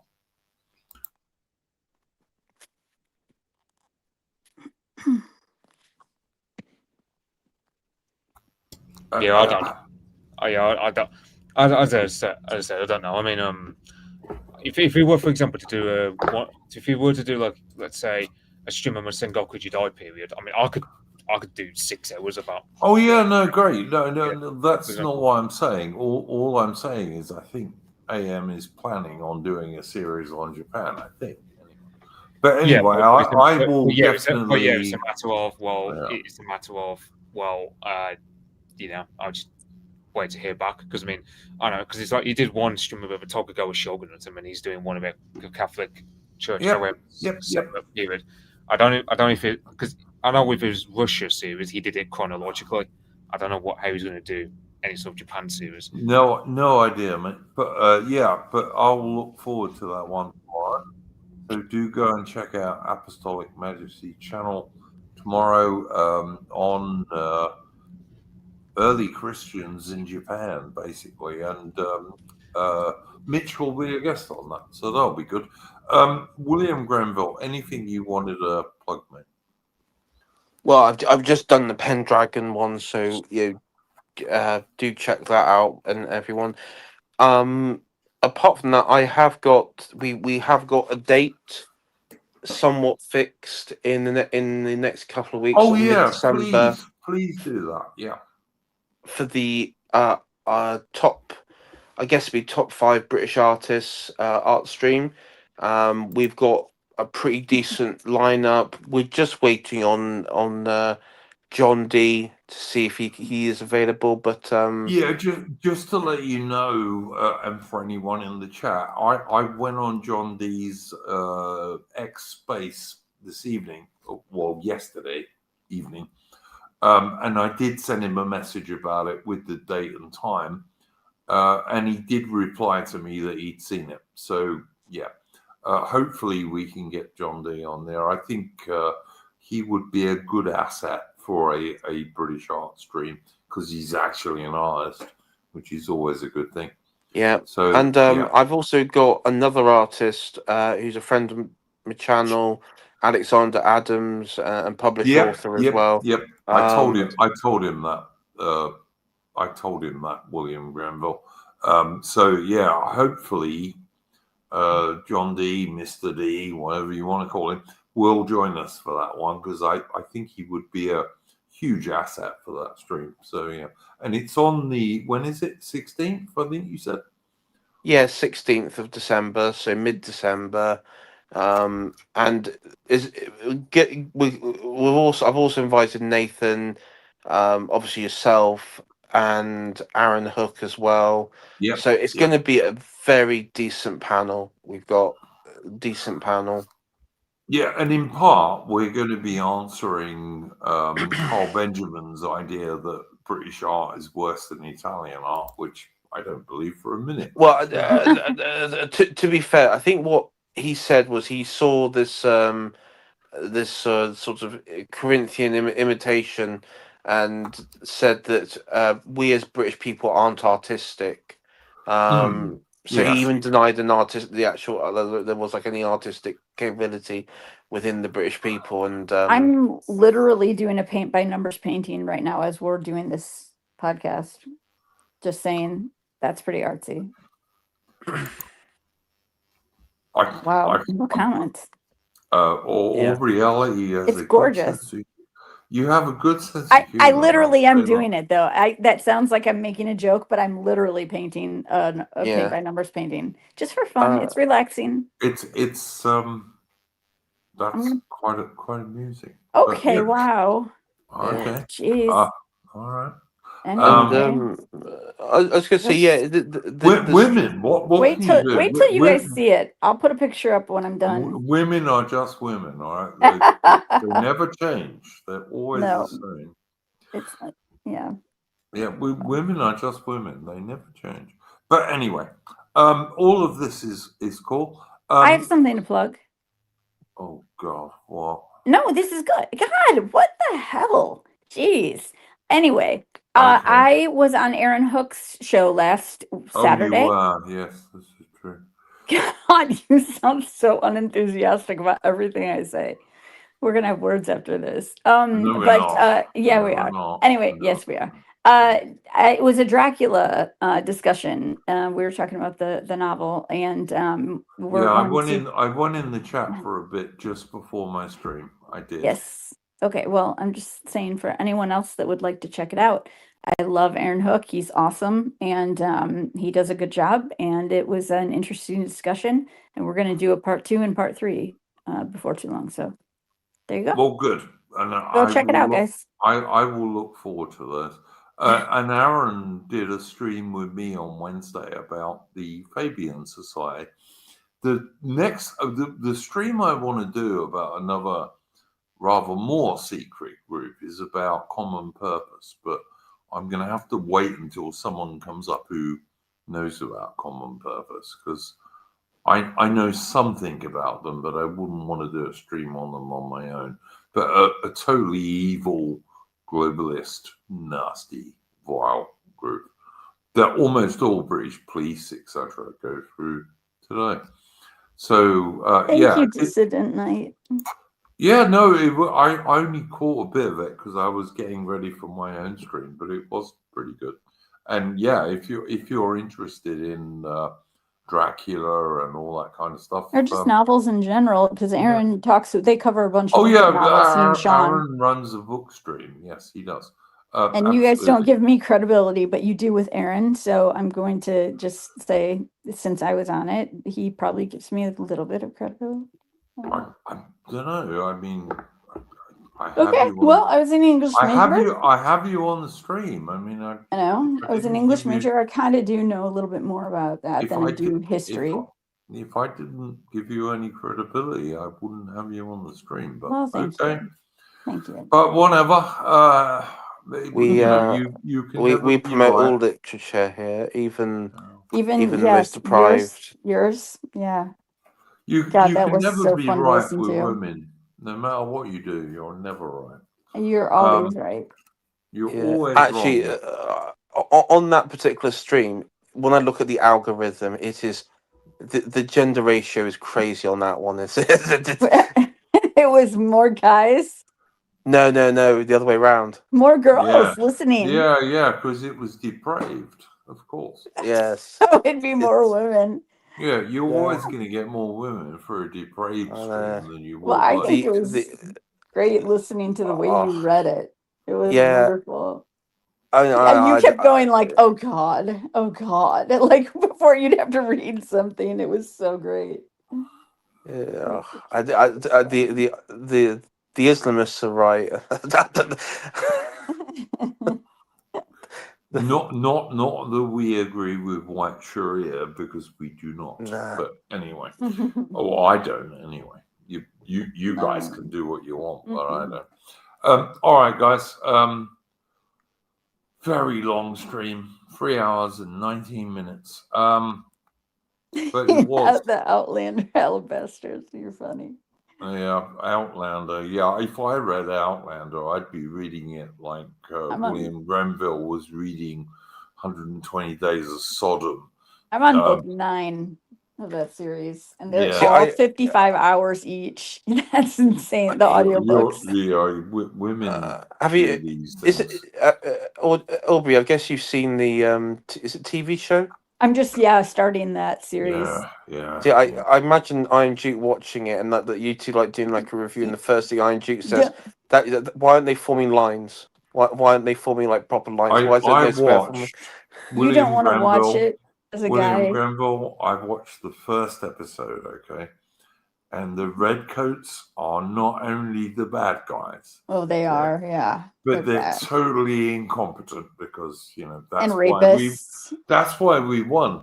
They're totally incompetent rapists, but we won. It's amazing. Yeah. Right? I mean, I would Claire do- is practically raped in every episode by a redcoat. Well, the thing there was like Clan MacDonald had it coming to them. They're a bunch of horse thieves. I'm sorry. I mean, That's someone what they needs to say say. in the book. Look at the Glencoe massacre and why it happened. Yeah, I mean, while they like to play a bit of victim, they did steal from like most clans, so it wasn't exactly like a massive. I mean, anyway, okay, I won't get into that. And Alabaster, yeah, you're right. That's the reason why I know Duke and everybody else would not want to see you guys. That's because that is what happens. There is a male on male rape, which is awful. But other than that, Jamie Fraser. It was also perfect. extremely unusual, I've got to say. Like, Yeah. I don't know why she put that part in there, but anyway, that aside. She's a lefty. That's why. Well, that aside, James Fraser, oof, dream man. Of course, written by a woman. So women liking men in kilts, written by feminist. Yeah, women. he looks very good in that kilt. And he's a feminist, and the author is a feminist woman. But all right, okay. Well, I'm reading a lot of her books. So. Okay. All of that makes you totally based or reality. But anyway, All right, leaving all that aside, I'm a normie. I'll say Richard Hughes in chat. That's Magdeburg Castle to you, mister. That's not Marlborough Castle. That's Magdeburg, because that's Prussian land. That's German land. True story. True story. Prussian land, god damn it. That was very passionate. Yeah, it's a true story, but I think he was kind of joking. I'm sure. All right. Thank you very much to my guests this evening, Adam and Mitch, William Grenville, and Aubrey Alley. Thank you very much, guys. Do check out Mitch tomorrow on Apostolic Majesty's channel about Japan. That will be a good stream, because Apostolic Majesty's history streams are always very good. So, yeah. In the meantime, I have a tune to play us out with. Hopefully, if it works.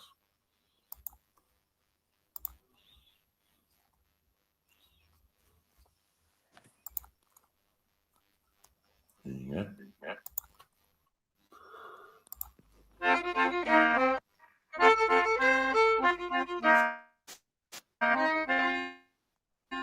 Draw near you, gallant seaman, while I the truth naval victory as ever yet was told. The 2nd day of April upon the Baltic main, Nelson and his gallant men fresh laurels they did gain, with their thundering and roaring, rattling and roaring, thundering and roaring bombs. Brave Nelson volunteered and 12 ships formed a line.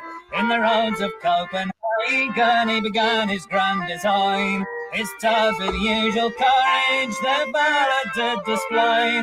They destroyed the Danish navy upon that glorious day, with their thundering and roaring, rattling and roaring, thundering and roaring bombs.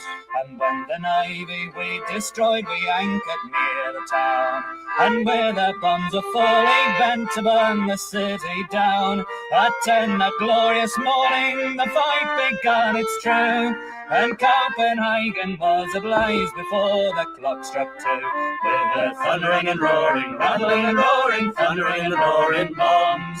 For the loss of an arm and an eye, bold Nelson do declare, the foes of his country not an inch of them he'll spare. The names he made to rue the day that ever Paul did join, 8 ships he burnt and 4 he sunk, and took 6 of the line, with their thundering and roaring, rattling and roaring, thundering and roaring bombs. Here's a health to gallant Nelson, the wonder of the world. All for his country's glory his thunder loud as hurled. Here's a health to his bold valiant tars who ploughed the raging sea, and who never were afraid to face the daring enemy, with their thundering and roaring, rattling and roaring, thundering and roaring bombs. And that was a traditional British song about Nelson's victory at Copenhagen, which was one of his 3 enormous victories at Copenhagen, the Nile, and Trafalgar. All right, guys, thanks very much to my guests again, Adam and Mitch, William Grenville and Aubrey Alley. And we will see you on Wednesday for a history stream of some description. I don't know what it will be yet, but probably something that I've decided on because I'm not getting many suggestions. Someone's saying boo to Nelson, right? You're banned, mate. You're banned. Serious, you're banned. You boo Nelson on my channel and you're gone. Right, you're gone. God, you're really Nelson, I really did ban him. Yeah. Sorry, you don't boo Nelson on my channel. No, Nelson was the greatest Englishman who's ever lived by a long way. Absolutely. But yeah, we'll see you next week, guys. So in the meantime, don't let the bastards grind you down, and go well.